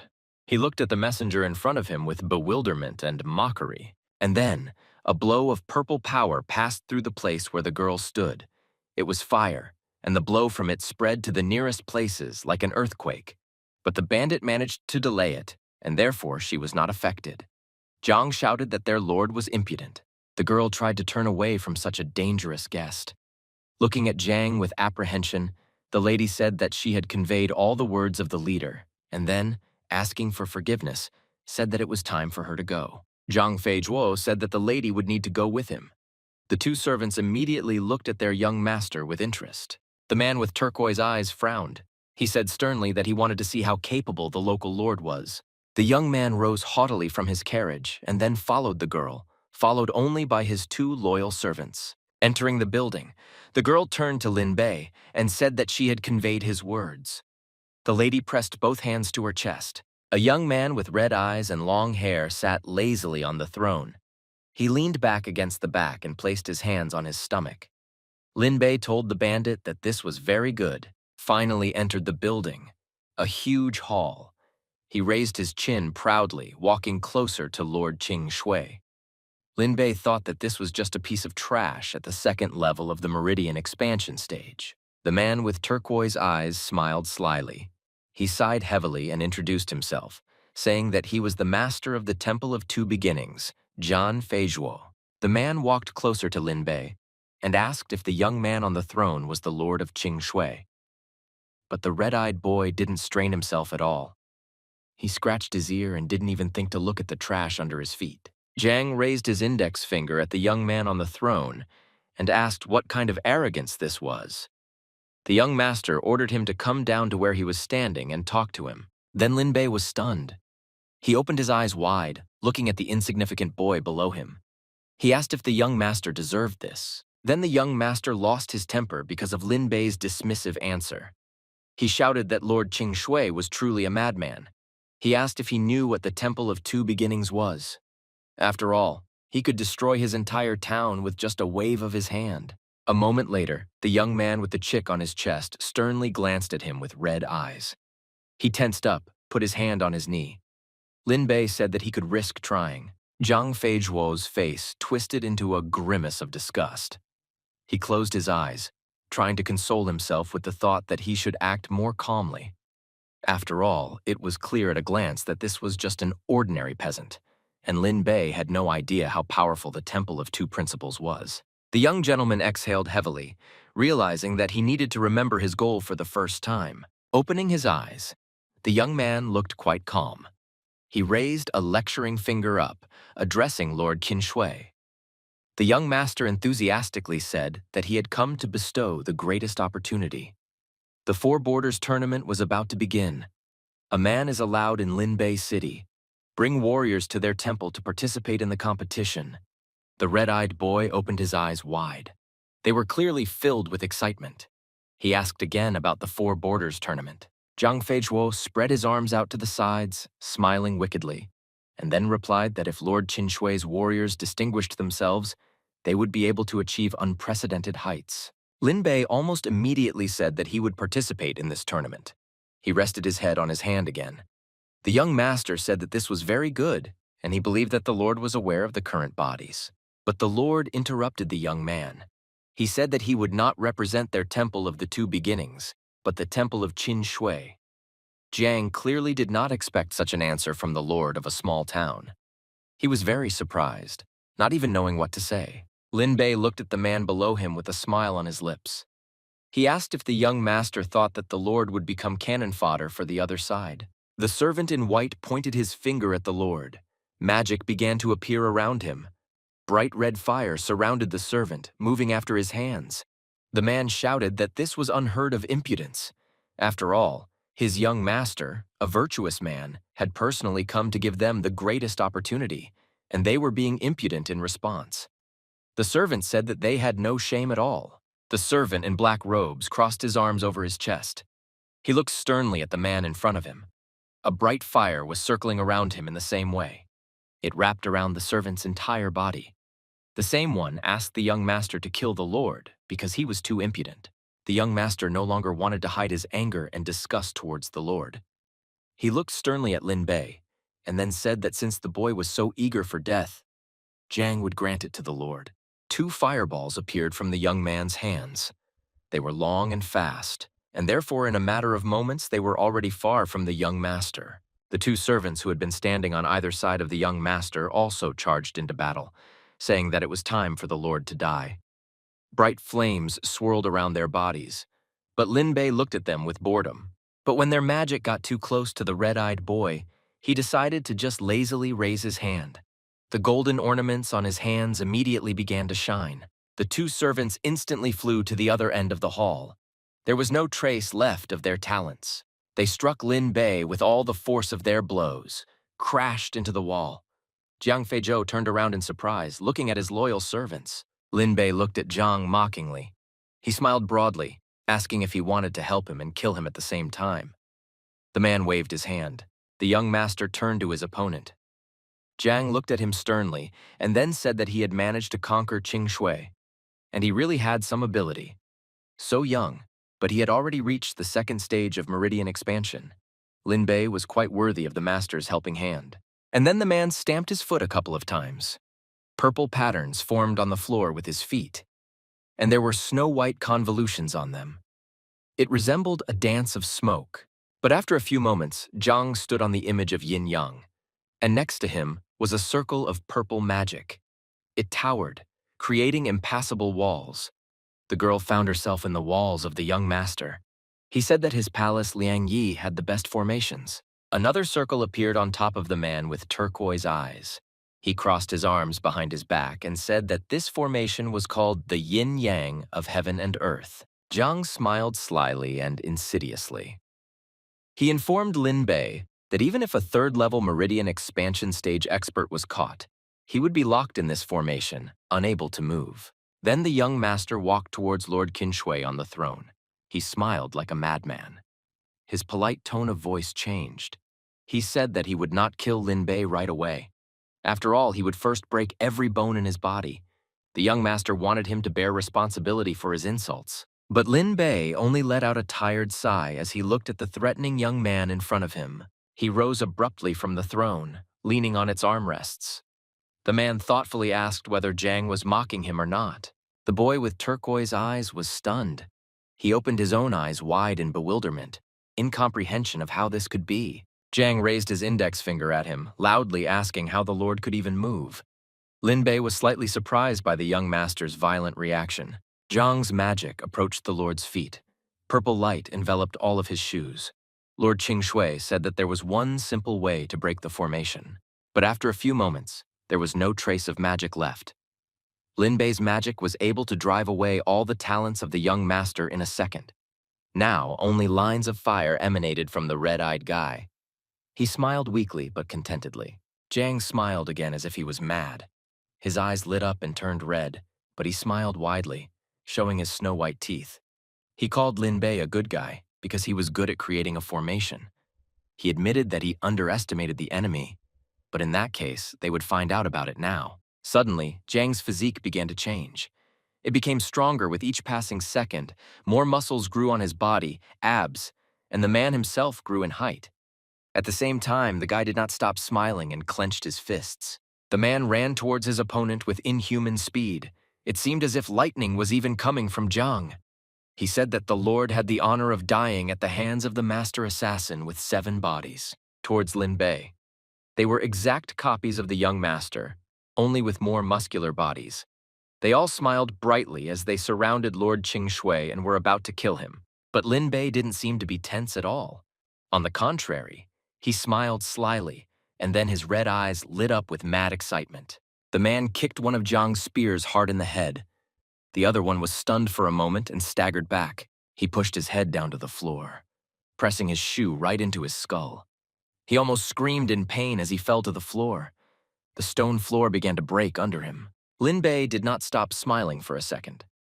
He looked at his opponent with a haughty gaze and asked if the young master wanted to tear him into pieces with such a small ability. Jiang was lying deeper than the shards that were scattered on the floor. The man was trying to catch his breath. He looked up at Lin Bei and then said that he admitted his defeat and was leaving here immediately. He told the red-eyed man to act as if he had never been here. The impudent man asked if he wanted him to just let him go when the young master came to him with evil intentions. But the man, whose body was literally pressed deep into the floor so that he lay in the ground under the buildings, looked at his opponent with fear. He replied that of course not. After all, he was asking for forgiveness for his sins. He handed over an engraved ring to Lord Qing Shui. Jiang asked Lin Bei to take it, because it contained a large amount of spiritual stones, and it would be at the disposal of the Lord.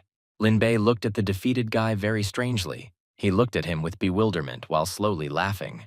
And after Lin Bei, he finally reached for the ring that Zhang had so vehemently offered. The man smiled crookedly again and looked at the red-eyed boy. He laughed to himself, wondering if the impudent fellow really thought he had 7 bodies hidden away. And then the guy opened his mouth wide. A bright white ball was visible in his jaw, and the guy himself was glowing with a red scarlet light. Jiang's face twisted greatly. A wave of red light emanated from the man's mouth, and on top of it was a snow-white lattice. The silhouette that had previously belonged to Lin Bei immediately darkened and then began to crumble. The man smiled broadly. He proudly said, shouting to the whole hall, that he, the young master of the Temple of Two Beginnings, Jiang Feizhuo, had no equal among his peers in resourcefulness and self-improvement. Jiang said that Lin Bei had fallen into his trap and was about to die, but at that moment, the entire trap that the young master had set up began to dissolve. Lord Qingshui mockingly asked if he had said anything. Jiang suddenly raised his head, looking at his opponent with frightened eyes. His eyes narrowed to incredible sizes, and his mouth opened wide. Lin Bei looked at him with an angry look. He turned to Fei Zhou, saying that he did not plan to kill him, but he asked for it. The red-eyed guy said not to blame him for this. After that trap, the boys had no clothes left. The lady who had been watching the men trying to kill each other all this time looked at Lin Bei with embarrassment. She thought that he had a good figure, ignoring the corpse of John lying nearby. The man told the girl to come to him. The robber was surprised. Her cheeks betrayed her embarrassment, but she also smiled brightly. Lin Bei said, towering over the bandit, that she needed to bring him clean clothes and also tidy up the hall. The chick was now sitting on his shoulder. The bandit immediately leaned closer to the stairs, saying that she obeyed the order. After a while, the sullen man was sitting in clean clothes.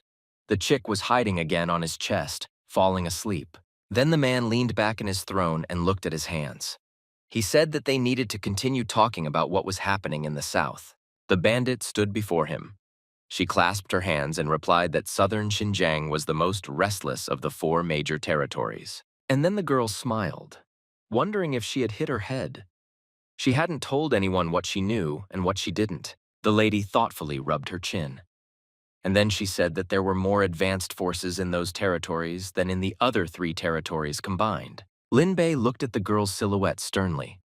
He thought that it was no wonder what was going on with the hips there. After all, there was no dominant force there, but there were a bunch of sects cultivating together. And then, the frowning guy asked the lady to tell him everything about Liangyi Palace. The girl crossed her arms and replied that Liangyi was home to thousands of disciples and about 10 elders. In terms of numbers and sect level, they were not very strong, but no sect could provoke them because of the developed formations and easily sanitized lands around Liangyi Castle. Waving his hand and shaking his head, the man asked the girl to go to the most powerful sects on the southern borders. The girl placed her palm on her fist and bowed, saying that there are 5 strongest sects living in the south. They all have the potential to surpass other sects. All the warriors of Xinjiang say that once the disciples of the 5 sects grow up, they will definitely surpass all the sects in the south and become a force comparable to the Temple of Sealed Demons. The sects were absolutely incomparable and dissimilar. Among them, there was the Vajra sect, famous for its martial arts, the Divine Beast sect, with the power to control beasts, the powerful yin-yang, controlling fire and water, the strongest, the Divine Lightning Palace, controlling the power of lightning.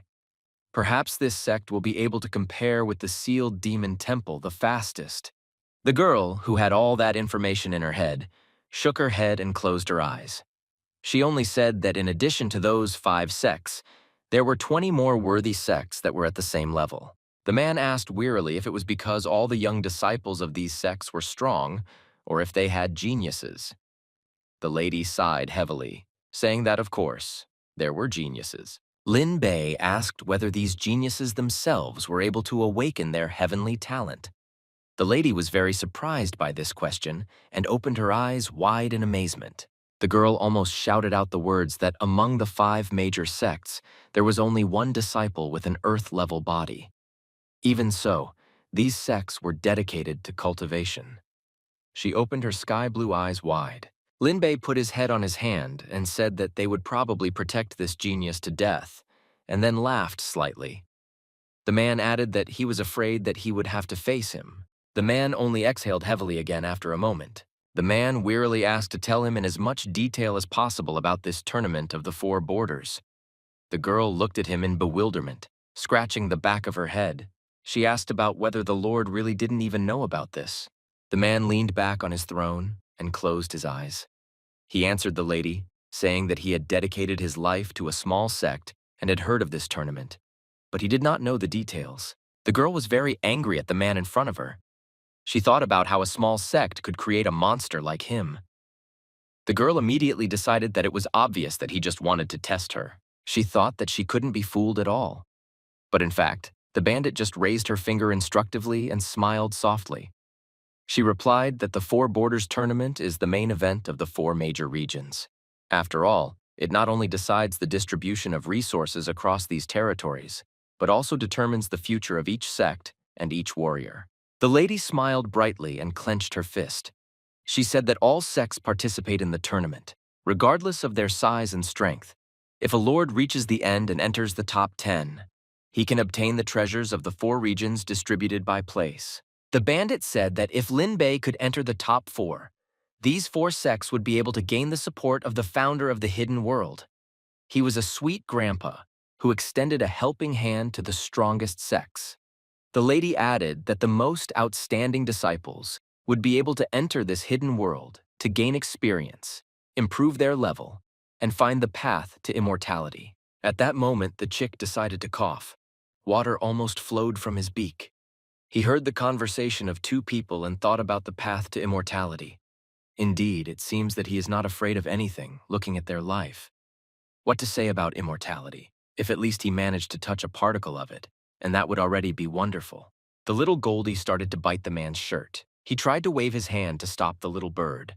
Linbei annoyedly told the girl to continue. The chick, who had already been squeezed on the cheek and left a small wound there, tried to cover his face with his wings. He thought that his whole face was swollen. But fortunately, in this form of a bird, he need not fear injury. The lady smiled awkwardly and kindly offered to tell him about the Four Borders tournament. The girl waved her hand decisively. Her expression immediately changed. It became stern and faceless. The lady said that the Four Boundaries tournament is the inner meaning of the sect. This is the warrior of the sect. This is more than the wisdom and courage of the sect. The girl raised her gaze up instructively and looked at Linbei with a menacing gaze. She said that the tournament is divided into 7 rounds. The first round is the Hunling Forest test. Only the sect that passes this test can advance to the next round. The man moved closer to the girl and asked what the Hunling Forest was. The bandit replied that Hunling Forest is a place where 4 territories intersect. It is very strange. For example, there may be a beast with thick blue fur and paws with snake skin. It is said that it belongs to someone from the hidden world. Hunling Forest is filled with disasters, and by passing through it, one can prove that one is worthy of the test in the tournament. It can be said that this is the initial stage of selection. The lady with blue eyes bowed her head and said that accordingly, the number of people here is decisive. There was once a case when the head of the sect accidentally died. The man smiled brightly as he looked at the bandit. He said that the Temple of Two Beginnings wanted them to join and simply become their cannon fodder. The girl put her hand to her chest, decisively saying that after passing through the Hunling Forest, the round of battles would begin. The bandit said that each sect must send 11 disciples to participate in the competition, and only the winning side can advance to the next round. And so on until the top 10 sects are selected. After the top 10 sects are selected, there will be a final battle to determine their ranking. The principle is simple. It can be explained even by simply drawing. The man's eyes widened in surprise, but the awkward smile was still strong on his face. He asked the lady again if they really needed to send 11 students to participate, and if they had enough people. The girl began to scratch her neck awkwardly. She smiled brightly, saying that if luck was on her side, perhaps she would be able to pass the Hunling Forest trial. Linbei rubbed his chin thoughtfully as he stared at his little bird. He looked at it in surprise, and then asked a question about how birds were not considered human. The girl froze in place, not knowing what to answer to such stupidity from a man. But then Lin Bei smiled slyly and asked what would happen if he could defeat 11 people on his own. The girl stared at the Lord in fear. She awkwardly asked again. The lady was very surprised by such a proposal even from this boy. But then the bandit understood. Her eyes narrowed sharply. And the girl herself almost screamed a question about whether Lin Bei would really represent the sect alone. The man clenched his fists. Magic swirled around him. It was either lightning or blue rags of his talents. He smiled wryly, saying that he was Lin Bei, and he really wanted to test. Clenching his fists even tighter, the man finished his sentence by asking if he could enter the top of this world. The boy's red eyes lit up with a strange excitement again. The girl looked at the guy very strangely. At the same time with admiration, and as if he were a fool. She looked at him in surprise. In her thoughts, only his words about the top of the world were spinning. Lin Bei suddenly casually called out to the girl, looking at her with a menacing gaze. Girl with her heavenly eyes, she emerged from the trap of her thoughts. She opened her heavenly eyes wide and stared at the man. The red-eyed man exhaled heavily and then rolled his eyes. He told her not to stare too much, and then asked how much time was left until this tournament. The girl blushed slightly at this remark, but then said that they still had about 7 months. It would take a month to get from Qinshui to Hunling Forest, so they had another 7 months to train. Lin Bei began to rub his chin tiredly. He thoughtfully said that the lady was talking about 7 months, and then briskly said that this was quite enough. He ordered the lady to tell in a similar way about the current state of the city, describe the population, the number of warriors, the city's available resources, and so on. The girl turned her eyes away from the guy, offended, and replied that their Qingshui had turned into a devastated shell of lies. There were no more than 1,000 people in the city, and there were almost no warriors, except for those he had brought. As for the city's resources, not to mention food for training, there wasn't enough even for the daily maintenance of the same 1,000 people. The man let out a disappointed sigh, saying that Qingshui was much poorer than he had originally thought. The robber bowed her head, closed her eyes, and said that no one cared about this town. And besides, the robbers had scared many away, so now everything is hard. The man smiled mockingly and clenched his fist. He said that the robber woman knew that everyone had run away because of her. The girl's eyes lit up with an idea that had suddenly come to her mind. She said sharply that she had one way. The girl raised her finger instructively, and the man told her to speak. The girl took out a huge piece of paper, which was covered in writing and even rolled up. The lady smiled brightly as she pointed at it. She told the leader to look at it, because although the lands of Qinshui are not fertile, there are bandit camps in the surrounding mountains, consisting of many warriors. And although these camps are not rich, they are even better than their Qinshui. The guy asked if the girl was hinting at a robbery. The man's eyes lit up, as if bright stars were shining in them. The girl closed her eyes. These stars reached even her. The lady shook her head positively. Lin Bei said that he was a noble man who wandered between God and earth. How could he do something like robbing? It was as if the guy himself was turning away from his own light, even closing his eyes so as not to see it at all. The lady instantly felt uncomfortable and awkward. She fixed her hair and smiled innocently, saying that she hadn't thought about it at all. After a few seconds of thought and bewilderment, the girl suggested that in that case they could borrow money. Hearing the girl's voice behind him, he turned around and then asked her to tell him where they would be staying. The girl replied that the closest bandit camp to Qinshui was the northwestern Black Bear camp. They would go there. The journey would take no more than 5 days. The leader of the Black Bear camp was at the 2nd level of the pulsation expansion stage, and he had more than a dozen subordinates under his command. The man came down from the throne and walked out of the hall. He said that the matter was urgent. He said that the girl needed to call the head man, and he would sort out the matter, and they would set off immediately. The girl bowed and immediately agreed. The only thing that was bright in the night sky was the moon. It had long since replaced the sun, illuminating places on Earth. For example, the Black Bear's camp. In front of the exit, there was a small wooden gate, and also a small wooden thing with large spikes, and a wooden board on which was an image of a black bear. Many men were sitting around the burning fire. One of them held a piece of meat in one hand and a glass in the other. He raised his glass and told his brothers that they had a rich harvest this year. This year was the most successful for the Black Bear Camp. The boy in the back raised his glass and said, "Long live the Black Bear Camp." One of the servants approached the man who had spoken about the harvest. He called him Chief and, bowing his head, said that someone was waiting for him at the gate. The chief asked from which mountains those brothers were. The servant with purple eyes awkwardly scratched the back of his head and said that these were people from Qinshui and they wanted to borrow money. The 6 men who were sitting around the fire with their food looked thoughtfully at the 7th servant with rather unexpected news. The leader laughed. He pointed his thumb at himself. He was a man of about 40 years old, with a beard and gray hair tied in a ponytail. He asked if they had really come to him from Qingshui, and also to borrow money. The leader said that it was hilarious, because he probably didn't know that they, the Black Bear Camp, were bandits. He had come to borrow money from bandits. Suddenly, 2 more figures appeared at the side of the boys. One boy said that he was very touched because he was so happy when he found out that he was going to borrow from him. Apparently, today's trip will definitely be fertile. The leader was very surprised and looked at the young man. The man's eyes widened and he asked how he had even managed to get in there. The red-eyed guy grinned, his eyes wide. He said that they had such a low palisade around them. It was like walking on level ground.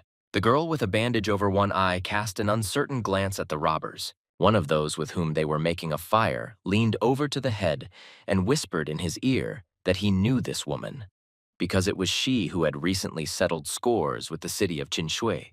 The second man smiled disgustingly, looking her over.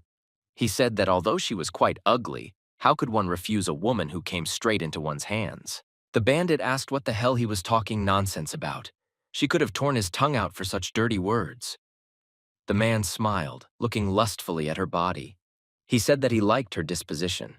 He asked her to wait because first he would use her, and then she would go through the hands of his brothers from all over the camp. Lin Bei did not expect this. The girl immediately rushed to the man.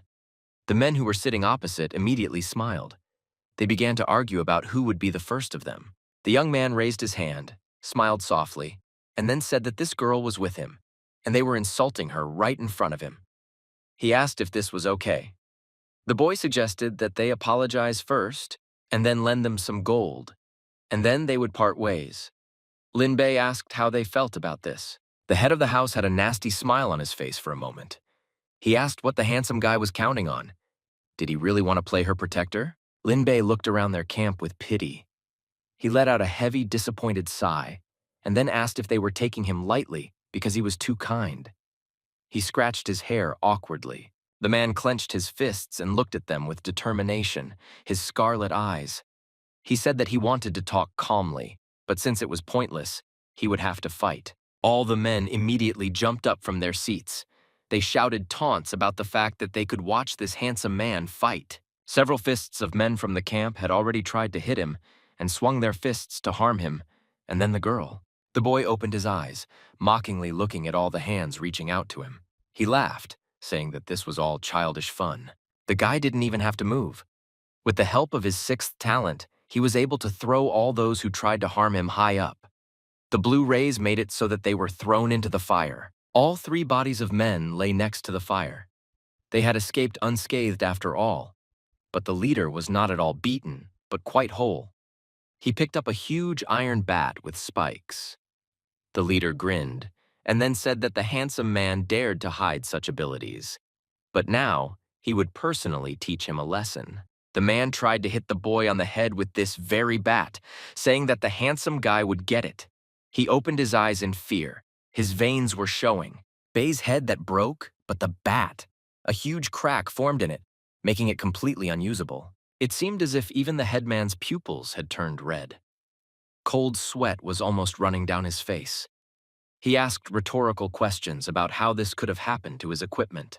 The man looked at the bat with hope and admiration. He mockingly asked why such a wonderful weapon had shattered into pieces, because it was such a huge tragedy. And then Lin Bei pressed him. He grabbed him roughly by the jaw, almost twisting it. The leader immediately bulged his eyes, saying that he had lost this time. He asked to spare him, and he would give everything that the Black Bear Camp had. The boy's hand immediately left the bandit's face. Lin Bei said that he even liked how arrogant he was at first. He ordered him to hurry up and order the people to bring everything. The frightened leader turned his gaze to his opponent's palm and immediately agreed with his words. The robber shouted over his shoulder to the servant, asking if he was still not coming. The boy with purple eyes looked at the two men, was brought to Linbei on a plate. It even glowed. The guy asked incredulously if that was all, and whether they hadn't even hidden anything. All this time, the man was sitting on the back of the leader who was lying on the sharp rocks. He said that they would not dare to do such a thing. Linbei looked at him with apprehension. The man then decided to leave the Black Bear's camp. He said that in that case everything was fine and they would go. They had a good place here. There was potential. The chief was just trying to get up. The boy and girl were about to leave the camp. Linbei said that he hoped that they would continue to develop, and when the opportunity arose, he would visit them again. The bandit stared at the boy in surprise. When the leader was sure that they had left, the man immediately shouted that he had never been humiliated like this before. "Let the people send word, gather the brothers." He said that he would destroy the city of Qinshui. The man knelt down, unable to rise. The eye-patch girl asked her leader why they didn't just destroy the Black Bear camp, since Linbei was clearly not a kind person. The long-haired man smiled and said that he was still kind. The man looked at the lady and said that he would ask her what they would do if he left them alive. The robber immediately replied that they would definitely take revenge. They would gather all their people and definitely attack Qingshui. The robber said that the attack required a lot of effort, and if they waited for the Black Bear to make the first move, their work would be easier. The stars in her eyes lit up again. The man smiled brightly and replied that the girl was promising, but there was one caveat. They had borrowed money. The man raised his finger instructively. In the city of Qinshui, in the same main building, the sun was shining brightly. The high sky illuminated the entire space. There was not a single gray cloud in the sky. The red-eyed man sat on the throne again. He looked at his own hands with sadness and said that 5 days had passed. So why had nothing come yet?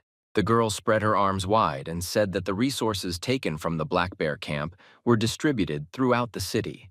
She advised the chief that action should be taken. The man stretched sleepily and then said that they would not wait any longer, now they would have to act. But suddenly a grandpa with a mohawk burst into their room. He called the head, shouting loudly about it. The old man had purple hair. He started repeating the same word, which meant that everything had arrived. The man smiled widely. Linbei perked up. He asked enthusiastically how many there were.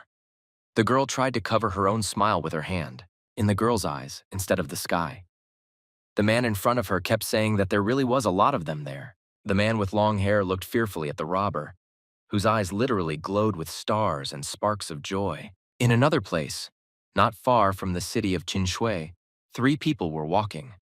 One was a tall adult man with a beard that was tied into a braid, and he was carrying a huge knife in his hands.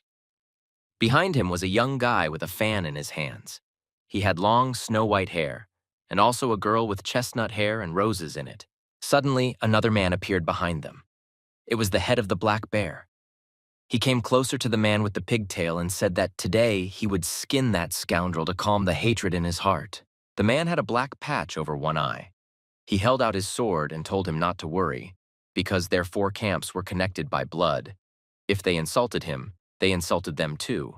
The man with blue eyes snapped his fan shut and told him not to worry, because soon they would leave their camps to leave only ashes in their place. The girl with the sly and beautiful purple eyes mockingly said that when they stumble upon that handsome man, they can leave him to her. The girl was wearing bright pink clothes.